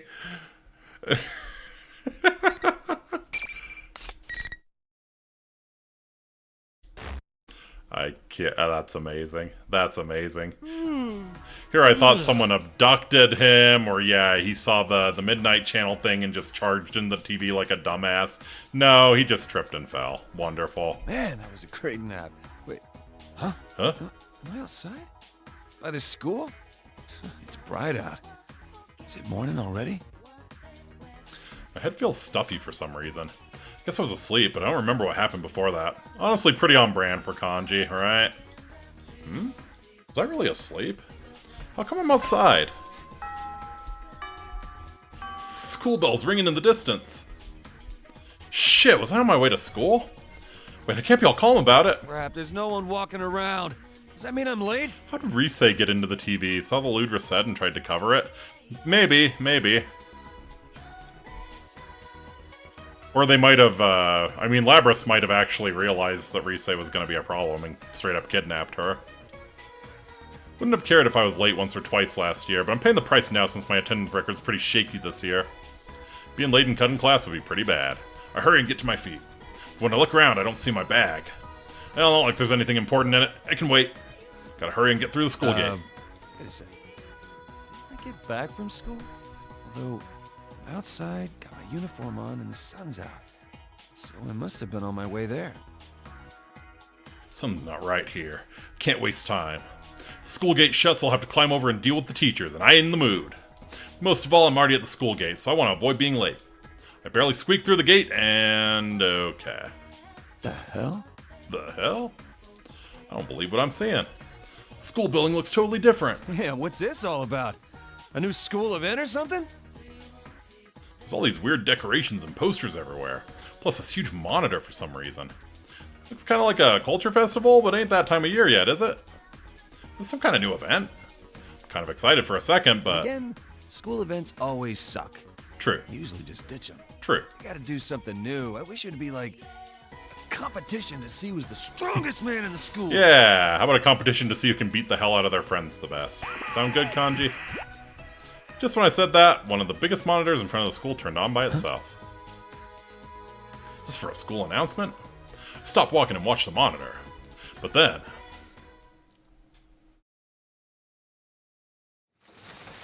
Rivals. They are friends, yet powerful foes. Let's go. The desperate fighting program amongst high school students. A new legend is about to start. May the manliest of all men come on down! Nobody touches his precious Naruto. The sister complex kingpin of steel, Yu Narukami. We don't have height or weight for you. Wage slave in the boonies by day, hero by night. Captain Resentiment, Yosuke Hanamura! 75 centimeters, 58 kilograms. Alright. A spunky dragon with deadly legs. The carnivore who's discarded womanhood, Chie Satonaka! God, that's the worst one. My prince, the unconquerable Snow Black, Yukiko Amagi! I'll finish you in one strike! Blooming roses and bulging muscles. The blood curve. How heavy is Kanji?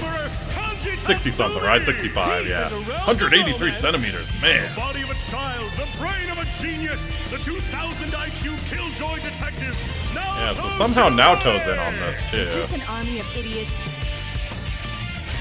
Fight and survive towards the one throne waiting at the end.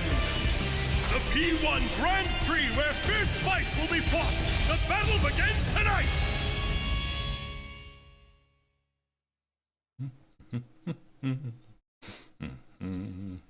Kanji's hyped. I'm so shocked that I forget how to move. My jaw is practically on the floor. I mean, it's open so wide you could probably stuff a volleyball in my mouth. What the hell? That was complete bullshit. I'm starting to get pissed off, like I want to punch something. I mean, or someone. A beefcake? Is this some kind of meatloaf or something? Kanji, you know what a beefcake is. Don't play dumb here. Don't play dumb. You know what a beefcake is. Like the Chie and Yukiko's weight are question mark, but Naoto's is question mark, question mark, question mark. Interesting. Didn't notice that. I think you got triple question marks for both his height and weight. Well, there's no point complaining to a TV, but I can't help myself. What the hell was that about? When did someone make that? Ladies and gentlemen, sorry for the wait. It's time to get our show started. Huh? Is that Rise? There's no need for manners or courtesy or anything today, so let it all hang out. Tell us how you really feel. I, Rosette, will be your commentator. But first, the General has a few words for you all. The mic's all yours. You're all here now. I'm proud to announce the opening of our very Looked up the own announcer. He also P1 voices Grand Scorpion Prix, for Mortal Kombat and Dio. It's Dio. No. featuring the manliest of all men. Oh boy. P1 Grand Prix. Featuring the manliest of all men. Are they seriously gonna hold a tournament here at school to see who the strongest man is? That makes no sense at all. And why are the girls participating? Is this like that cross-dressing competition again? How come my wish come true all of a sudden? Why are Rise and Teddy acting like they're in charge? And Legend Tonica and P3R, yeah. Wonderful. No way Ted could pull off something this crazy at school. Seriously, none of this makes any sense. Wait a second. We'll play the Mortal Kombat theme, sadly copyright, right? Get over here! Oh, I get it now. Yeah, there's only one way this could happen. This is just a dream. No other explanation makes sense. I was so sleepy I guess I couldn't avoid it. That explains everything, from waking up outside the school to it being morning already. That's why my wish suddenly came true, too. Oh man, I am on fire today. Is Kanji just gonna go through this whole thing thinking it's a dream? Just merrily bashing people? Grand Prix to decide the strongest fighter, huh? That's not a bad dream at all. This is gonna be fun. Amazing. God bless you, Kanji. I feel a lot better now knowing this ain't real. Looking around, I can see that apart from the weird decoration, the school's the same as ever. Though I have never had a dream where I knew I was dreaming before. It's pretty damn realistic. But man, if this is my dream, I would have thought the decorations would be cooler. Still great, though. Costume Ted's wearing ain't bad either. He's got kind of a different look going on. Mm-hmm. But of course it's impressive. This is my dream, after all. Yeah, hell yeah. If I can remember it after I wake up, it might be fun to make one like that for the real Ted. It was lame, though. It's too much like what they showed on the Midnight Channel last year. Right. Thing is, it's only a dream. I'd be finished for sure if that actually got shown me. How long do you think he's gonna go? How long do you think he's gonna go before he realizes? And Prelich King Arthas. Nice. I sigh and then wince when a spotlight shines on me. I'm squinting against the brightness when the Ted on the monitor gives me a big cheesy grin. Ooh, looks like our first challenger is Kanji. Welcome! This battle to decide who's the manliest of all men is practically made for you. Mm-hmm. Hell yeah, it is. You got that right. Yeah, I'm starting to get all fired up. The manliest of all men, huh? Sounds good to me. Time to do this.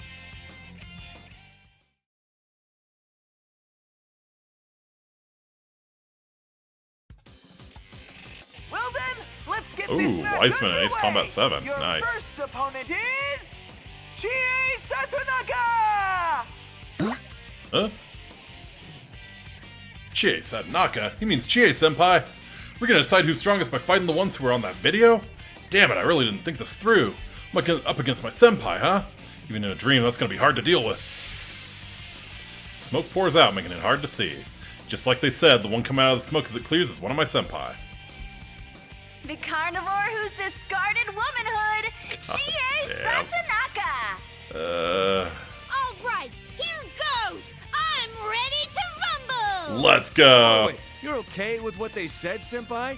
You don't care about that discarded womanhood stuff? Come on, no need to be so uptight. It's normal for the P1. Aha. Nothing phases you, huh? Phases you, huh? Chie-senpai says so, I guess it's okay. This is my dream, right? Not anyone else's? Shit, if the real Chie-senpai found out I had a dream like this, she'd murder me.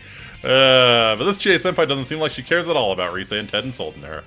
She shrugs a little and laughs at me. Don't let that get to you, Kanji-kun. You've already established your legend yourself, right? Mm-hmm. The infamous delinquent who crushed a biker gang single-handedly. They even put you on TV for it. Damn straight. Oh, wait, what are you getting at? It was back when I was in middle school. Like Chie-senpai said, I did pick a fight with a biker gang and crushed them myself. Those dumbasses decided to hang out around my house every night, yelling their lungs out. First, I kept my cool, but they kept coming back every 2 days, and Mom got sick from not being able to sleep. When I went out to warn them, it turned into a war for some reason. Seriously, things sucked for a while after that. On the bright side, I got those assholes out of there. The cops started watching me, and my teachers were calling me out. In the end, I caused more trouble than I fixed for Mom. It was a disaster. I'd kind of rather just forget it already. But Chie-senpai won't let it go. So cool! Tough loners like you always have the scars to prove you're the real heroes of the dropouts. I didn't do it to be cool or anything. Hell, it's not like I even wanted to deal with him. Baka. The rumors got out of hand because I kept my mouth shut about it. They got out of hand, huh? Is that really what happened? Kanji-kun, have you ever honestly told anyone that you hate being misunderstood? Have I what? That's a hard thing to say. The hell is this? Where does Chie-senpai get off lecturing me? Ain't she being too harsh on me in my own dream? Chie-senpai sees me getting all flustered and goes in for the kill. Oh, I get it. If you poured your heart out and still weren't understood, it'd be too much for you. Mm-hmm. That ain't true! That's so true. I mean, what else can it be? You keep saying things like, all I need is people who understand the real me. Oh, but God. you look and act like nothing but a scary punk kid to everyone else. That's pushing people away from you. Oh, boy. If you ask me, you're just avoiding the problem. Mm-hmm. And that's not very manly. I bet that stuff about wanting to protect your mom is all talk. Okay, now we're going. Get my mom out of this. You trying to pick a fight with me? Keep her out of your whore mouth. Young man, don't think, feel. That's not what a real man is like. I'll bash some sense into you with my fists.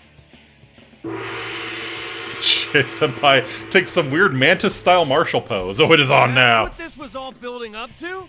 What was all that trash talk for? You could have just said that from the start. The point is, you're up for a fight, right? Then that's what I'll give you. Let's get this heated battle between two men started. Fuck you, Rise. Dude, yeah, that's very harsh. But this is all my dreams. Does that mean it's how I actually feel? I really gotta keep this a secret from Chie-senpai when I wake up. I feel kind of guilty, but I get ready for a fight. Here goes! Rah! Alright, let's see how Kanji plays.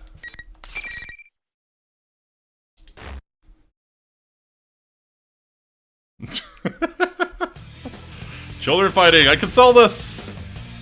It's like even worse than the Hobo Fights guy. I mean, the Hobo Fights guy is a legend for what he did on Dr. Fell. Oh. Oh, that's interesting.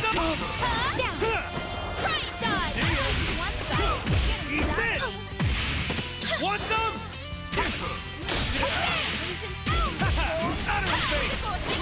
Uh-oh. Want some? Oh shit, oh shit. Oh shit, that's a problem. Woo!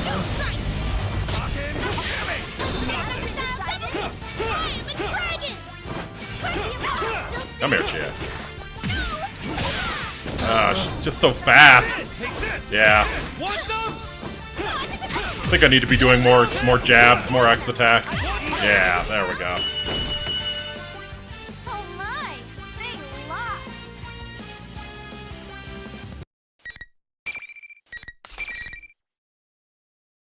Tier list I was looking at earlier had Kanji near the bottom. I kind of believe it. He seems pretty slow.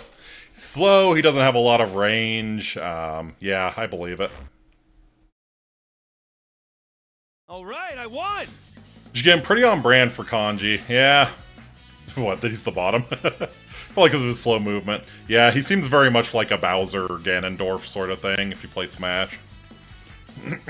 That's the Chie-senpai I know. Even in a dream, every single one of her kicks was brutal.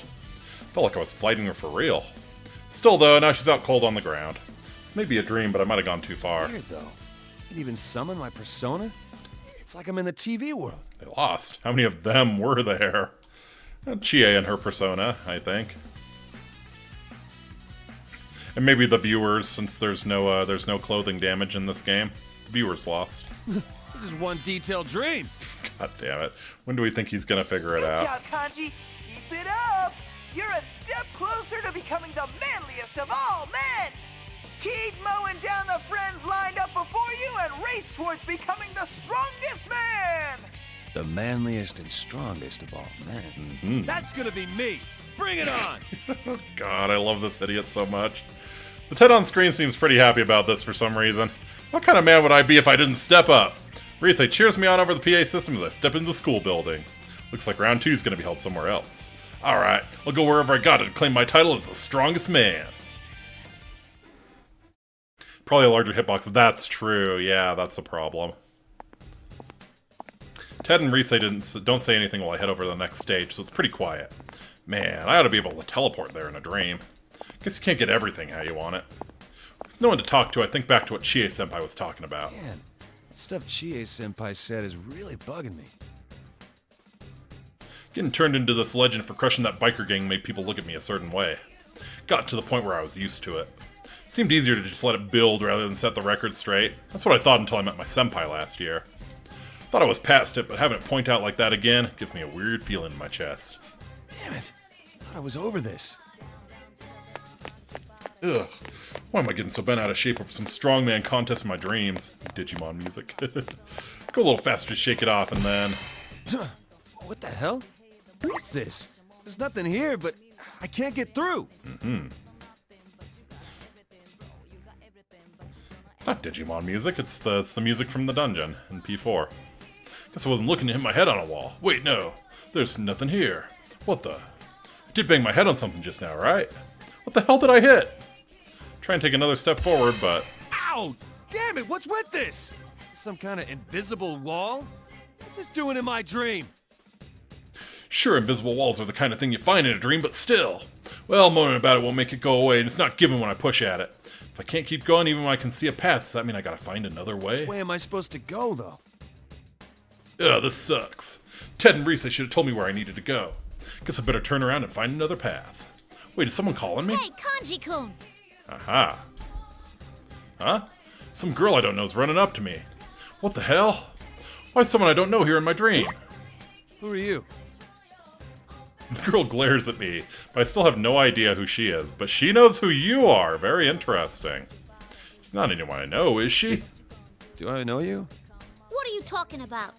I sure hope you remember your own student council president. Student council president? Why would I know our student council president? Yeah, that's like the complete opposite of me. Then again, this is a small school. I guess it's possible she remembered passing me somewhere or something like that. We held elections not too long ago. Was that it? Why would I dream the student council president would show up during this awesome tournament?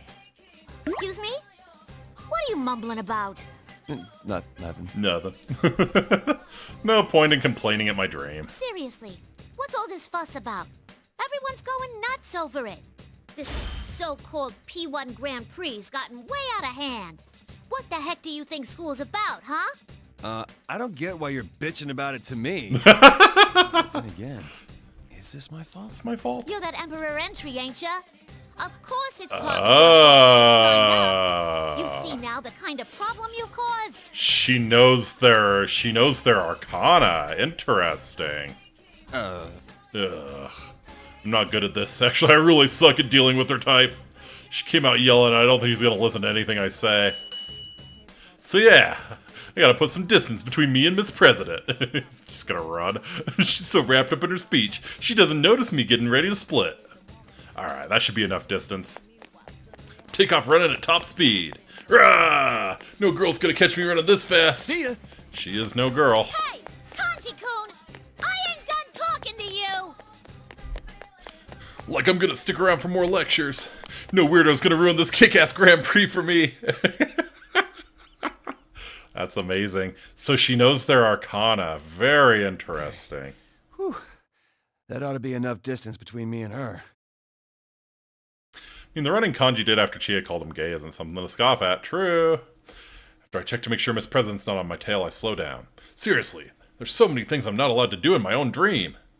Plus, I was going so fast to shake her that I have no idea where I am now. Let's see here. Looks like I ran straight into the practice building without noticing. Where's the next fight gonna be? Scratching my head when the monitor in the hallway suddenly turns on. It's that Teddy in the hat and cape again. Sounds like Janine from Ghostbusters. I can hear it. Kanji, your next opponent's been decided. About damn time. So where is he? Try the music room nearby. There, you'll meet the next obstacle on the road to becoming the strongest man in Yasogami! It's gonna be Yosuke again? Can't wait. Hang on. Is it gonna be another one of my senpai? That's for you to find out! Sheesh, what a tease. Well, I guess I'll find out once I get there. I throw open the door. And who's there but... Yukiko-senpai? Okay, we're fighting the girls first, huh? Kanji-kun, so you were here after all. Here after all? Well, yeah, it's my dream. Ooh. Fighting Yukiko's gonna kind of suck with Kanji. She's his owner and we don't have speed. Yeah, this one might be rough. Actually, that brings up a good question. Why does Yukiko-senpai have to be in this thing? She's not someone you want to pick a fight with. Couldn't have dreamt up like some other senpai I could have a Right. real match against. Kanji. The strongest man fears beating no woman. You should know this by now. Am I not good enough? Oh, no. It's not that. It's not that. All I mean is, knockdown, drag-out fight between the two of us is... I don't know, it just doesn't seem right. Oh, that's right, I forgot. You're scared of girls. You're scared of girls. What was it you said? They're so arrogant. They cry if you get angry. They gossip behind your back. They spread nasty lies. Based. Why do you still remember that word for word? Still remember that word for word. That's what my shadow said. Yukiko Senpai is quoting my shadow word for word. Shadows aren't just ordinary monsters. They're originally parts of people that they don't like to admit. They're like all your weaknesses. Everyone has things about them they're not so proud of, right? Shadows show up as all the stuff you don't want to see, but amplified even more. The shadow I faced last year appeared as... kills me thinking about it. It's the #1 thing I wish I could forget. That's why she's bringing up all the gory details. Not good at dealing with girls. Yeah, we know. Is that really all there is to it? Aren't you really worried that they might be talking about you behind your back? Mm-hmm. Even though you've openly admitted to everyone that you like to sew, you still can't be proud of your hobbies. Certainly A not. boy who likes to sew is like super lame. Who'd want to hang out with a boy who likes cute things? It's not. That's not. I thought I had got over it. But hearing a girl say it again makes it hurt even more. That's the same crap people have been whispering behind my back ever since I was a kid. Ugh, damn it, get a grip, Kanji. Yukiko Senpai keeps laughing to see me uncomfortable. You're scared of girls because you think they might gossip about you, right? That's not very manly. You can try and act manly all you want, but that's all it is. An act. I ain't scared. Girls and cute stuff and all that. I'm just fine with them. Mm-hmm. What the hell? Why is everyone I meet trying to lecture me? Yukiko Senpai ignores me and gets this funny look. Let me test to see if you're telling the truth. Oh god. If you're not scared, come over here. What? Something about her has changed. She's become a woman. I can't help but take a couple steps back. She's gotten all, like, seductive and I don't know how to explain it. All girls are waiting, you know? Waiting for a boy to approach them. Oh, no. And then, when a boy actually does come wandering by... Yeah, they're like a Black Widow. We prey on them! Yeah! Persona! Let's go. You tricked me. That's not fair. I can feel the attack I barely dodged whipping past me. Aren't we here to fight? All's fair in love and war. Oh, Yukiko is so cool. I don't know about being scared of girls, but I am definitely scared of you. You know, fair. It's I think it's very healthy to be at least a little scared of Yukiko. So I gotta fight her, huh? Well, if it's a knockdown, drag-out fight, she's on my territory. Time to pull myself together and do this, damn it! Yes, prove you are the strongest man by beating this woman.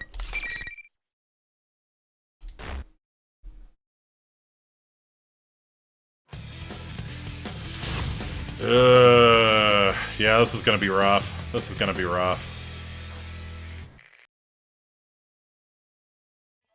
Finally. It's almost like... What's up? Yeah. What's up? Yeah. Ah, god damn it. Yeah, I just can't get close. Take this. Fuck me. Alright. Take this. You ready? What's up? Eat this. Yeah, his damage is excellent. It's definitely very much like a Bowser Ganondorf sort of thing. You hit him, you do a lot. See ya.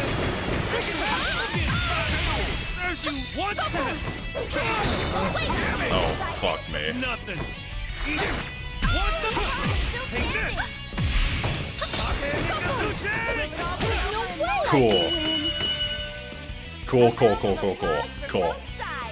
Cool. Okay. Yeah, I thought that looked like it was going to be a lot worse than it was, but luckily it wasn't taking a whole lot of damage. Yeah, at the start I really felt like I was being just completely locked out, just like zoned hard. Man, that freaked me out. Make sure Yukiko Senpai's passed out before I sigh in relief. I feel like if you went up against a semi-decent zoner, he'd just be fucked. Oh, absolutely. Yeah, his movement is garbage. He has, like, no range whatsoever. Yeah, like, I don't see, like, how the best player in the world beats, like, someone playing Yukiko competently, you know? Yeah, I don't see how he beats his owner. Wouldn't be able to stand her nagging me like that again. Man, is that how I think of Yukiko Senpai? Chie-senpai was a little off, but that was totally not like her. I mean, she scares me sometimes, but she's more open-minded and gets to the point. Can't imagine her trying to sneak attack like that. Something's not right. Great fight! That's 2 wins in a row for you! Looks like the onslaught of the Beefcake Emperor can't be stopped! What's with the beefcake shit? Will you shut up about that already? Damn it. Quit bothering me, I'm trying to think here. Glare at the Teddy on the monitor, but he stays as cool as a cucumber. Stupid Ted. He knows my fists can't reach him now. Yet. Don't know exactly what, but something doesn't feel right. With Senpai nagging me is one thing, but the stuff those two said is sticking with me for some reason. Feels pretty shitty. Well, this is a dream. Guess not every dream can be cool, huh? Maybe this seems like an awesome dream about a fighting tournament, but it's really just a nightmare? Ugh, talk about a bait and switch. You shouldn't get so distracted, Kanji. A real man never wavers from his goal. Huh? No matter how much he's taunted or insulted, he only cries in his heart as he fights alone. That's the true man's path. I'm starting to get the feeling you're egging me on here. You're the one who said that you wanted to have this tournament in the first place, Kanji. Don't you remember? Yeah, but... Teddy egging me on, I start jogging towards the next fight. I don't know, this doesn't feel good. Will none of this matter if I become the strongest man?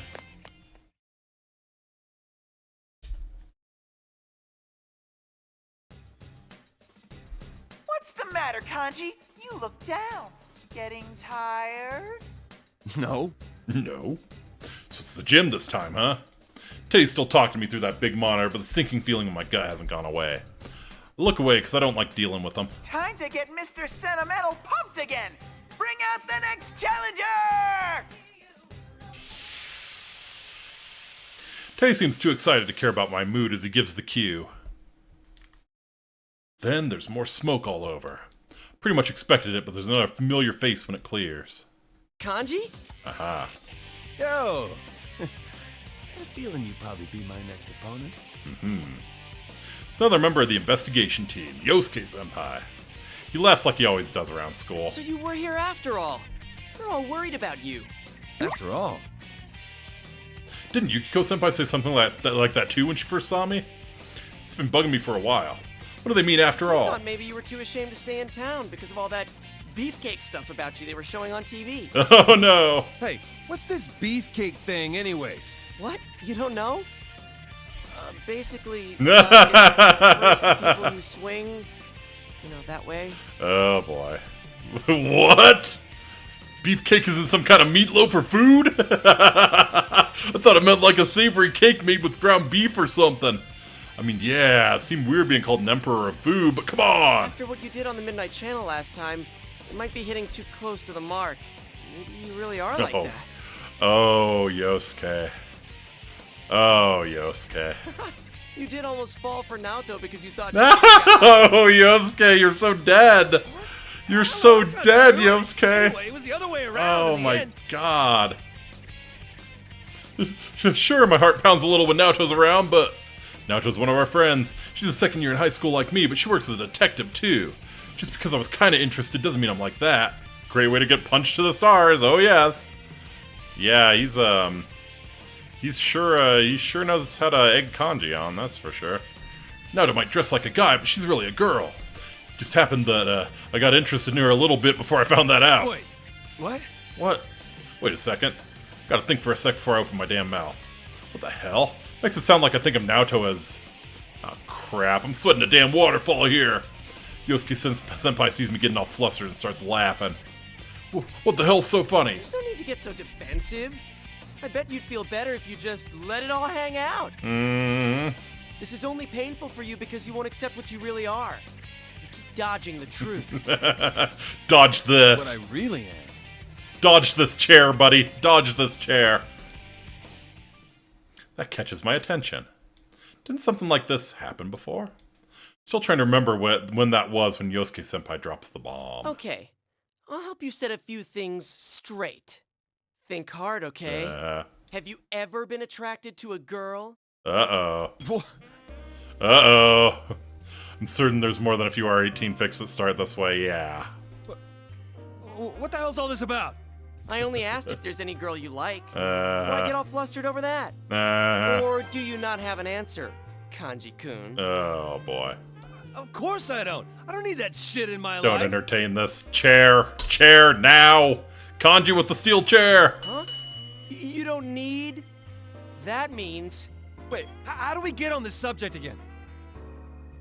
That punk, he knows I'm no good with words or thinking and shit. I guess it's decided then?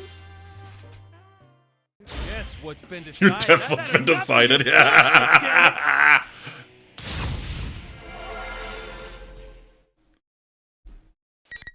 Wonderful. Absolutely. Absolutely.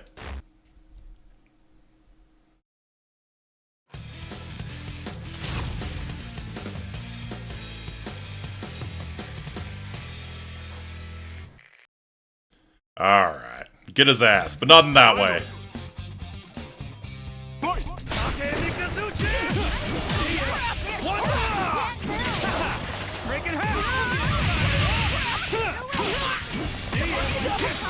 Oh shit, oh shit, oh shit, shit.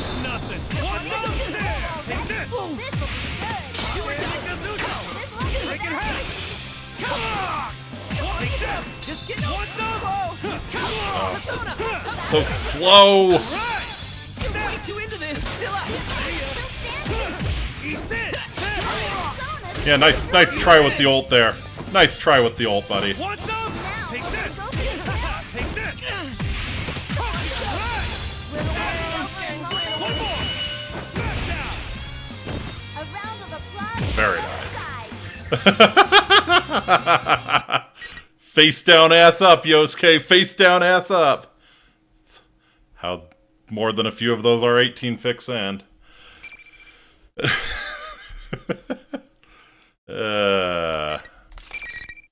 On that bombshell, I feel like it's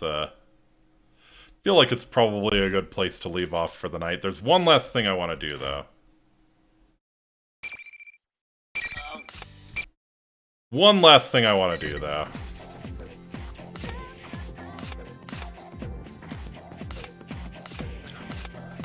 Problem with Yosuke Kanji Fix is that you're competing to see who the bottom is, right?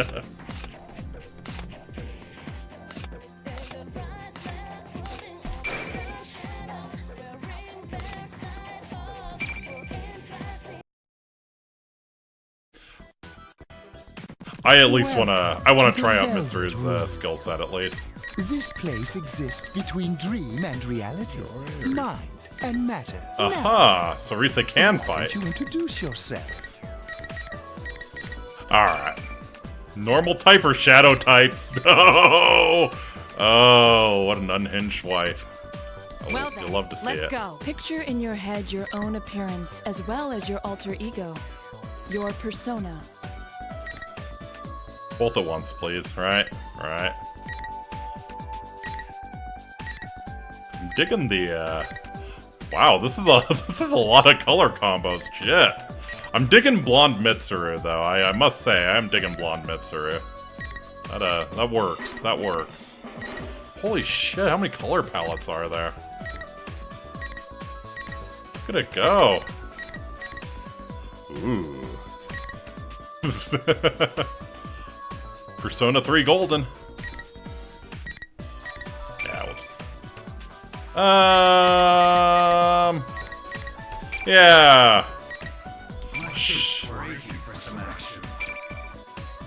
I wish you good luck. Sure, we'll beat on Sanada.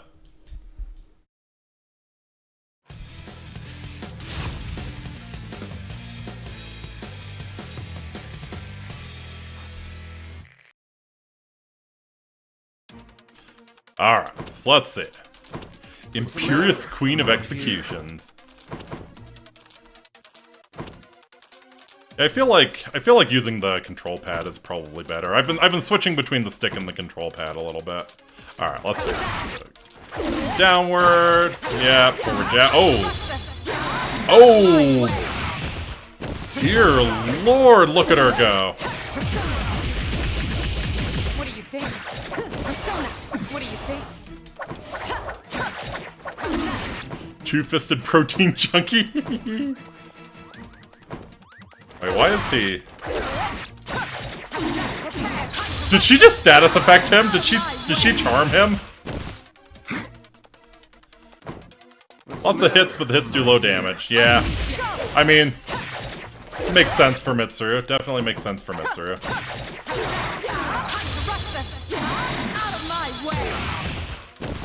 Alright, let's get him out of the corner here. She does have Marin Karen after all, so she does. Ooh. Boom. Boom.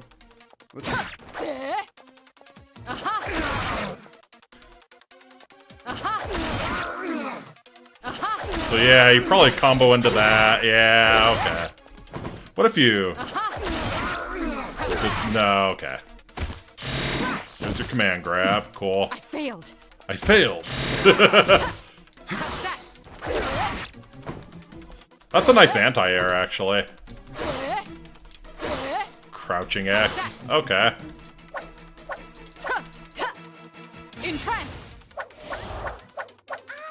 Ah, so that's how you Marin Karen. Okay. What do you think? Gotcha. What's the matter? Right here. Artemisia. Artemisia. Okay, that looks like another anti-air. She's got a lot of anti-air. That's pretty cool.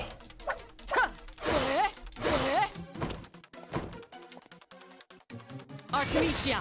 I failed. Go cry, weakling. Feel my fury. Right. Okay, so that's the same as... Gotcha. I failed. Nice.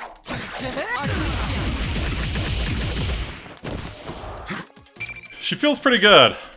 Alright, can we, State, controller... Yeah, sure. Uh-oh. Ooh! Ooh!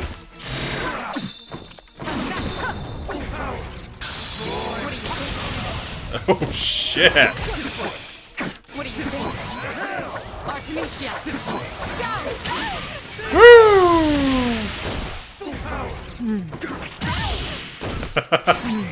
Damn! Akihiko's kind of mean, man!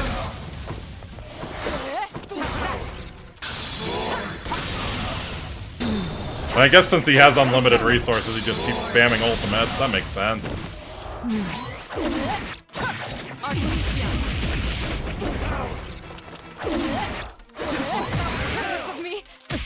I want to see what happens if I actually manage to Marin Karen him while he's fighting.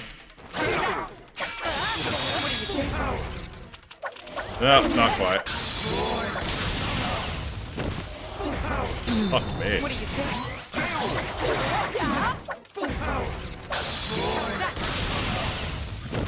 Well, he keeps ulting me before the Marin Karen can get to him.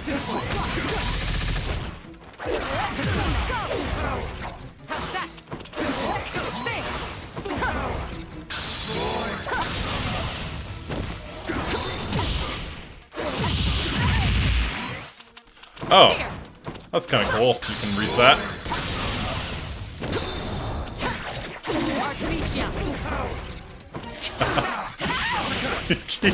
He just keeps doing his ults. That's, I'm sure there's a way to get rid of that. What do you think? What do you think? I think he would not survive if this was a real fight. Well, I mean, part of it is also that he has unlimited resources, so he keeps spamming ults, which... I need to figure out how to do my ult. What do you think? Let's see. Commandless. So she has Tentarafu. Okay. Charge, then okay. Got Bufala. Down, then up. Mirrored arrows, Bufadine, Flame, okay.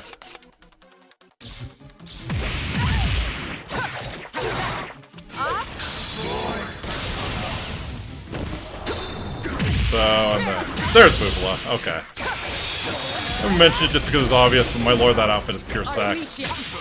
Yeah, Mitsuru's is pretty nice too.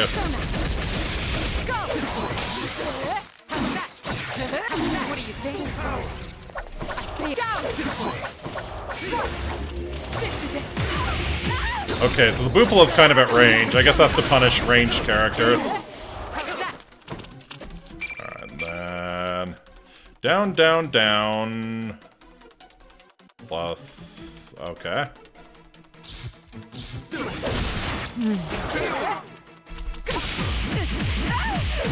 Ooh! That was a combo! That was a combo! Oh, shit! And this is on 50% difficulty, mind you.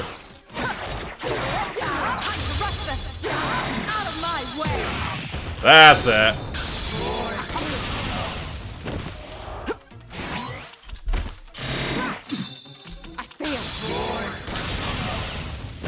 I think that's the input, right? Yeah. Down, down, down. Ah, I see.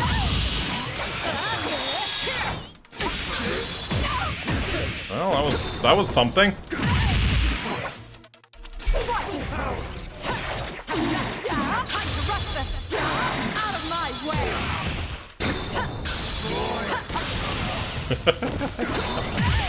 Nice. Cool. Alright. I did just want to check out what Kirijo feels like. But yeah. You might need the opponent's health to be low for the ults. That's weird. I wonder why Akihiko was able to spam his. Anyways, that's Persona 4 Arena Ultimax. I might come back to this and at least finish a few more of the stories. But yeah, playing Mitsuru a little bit, I see why she's top tier. That is a lot of speed. That is some really good anti-air. That's, yeah, good way to punish ranged characters as well with the Bufala. So yeah, I can definitely see why she's considered top tier. And yeah, that outfit is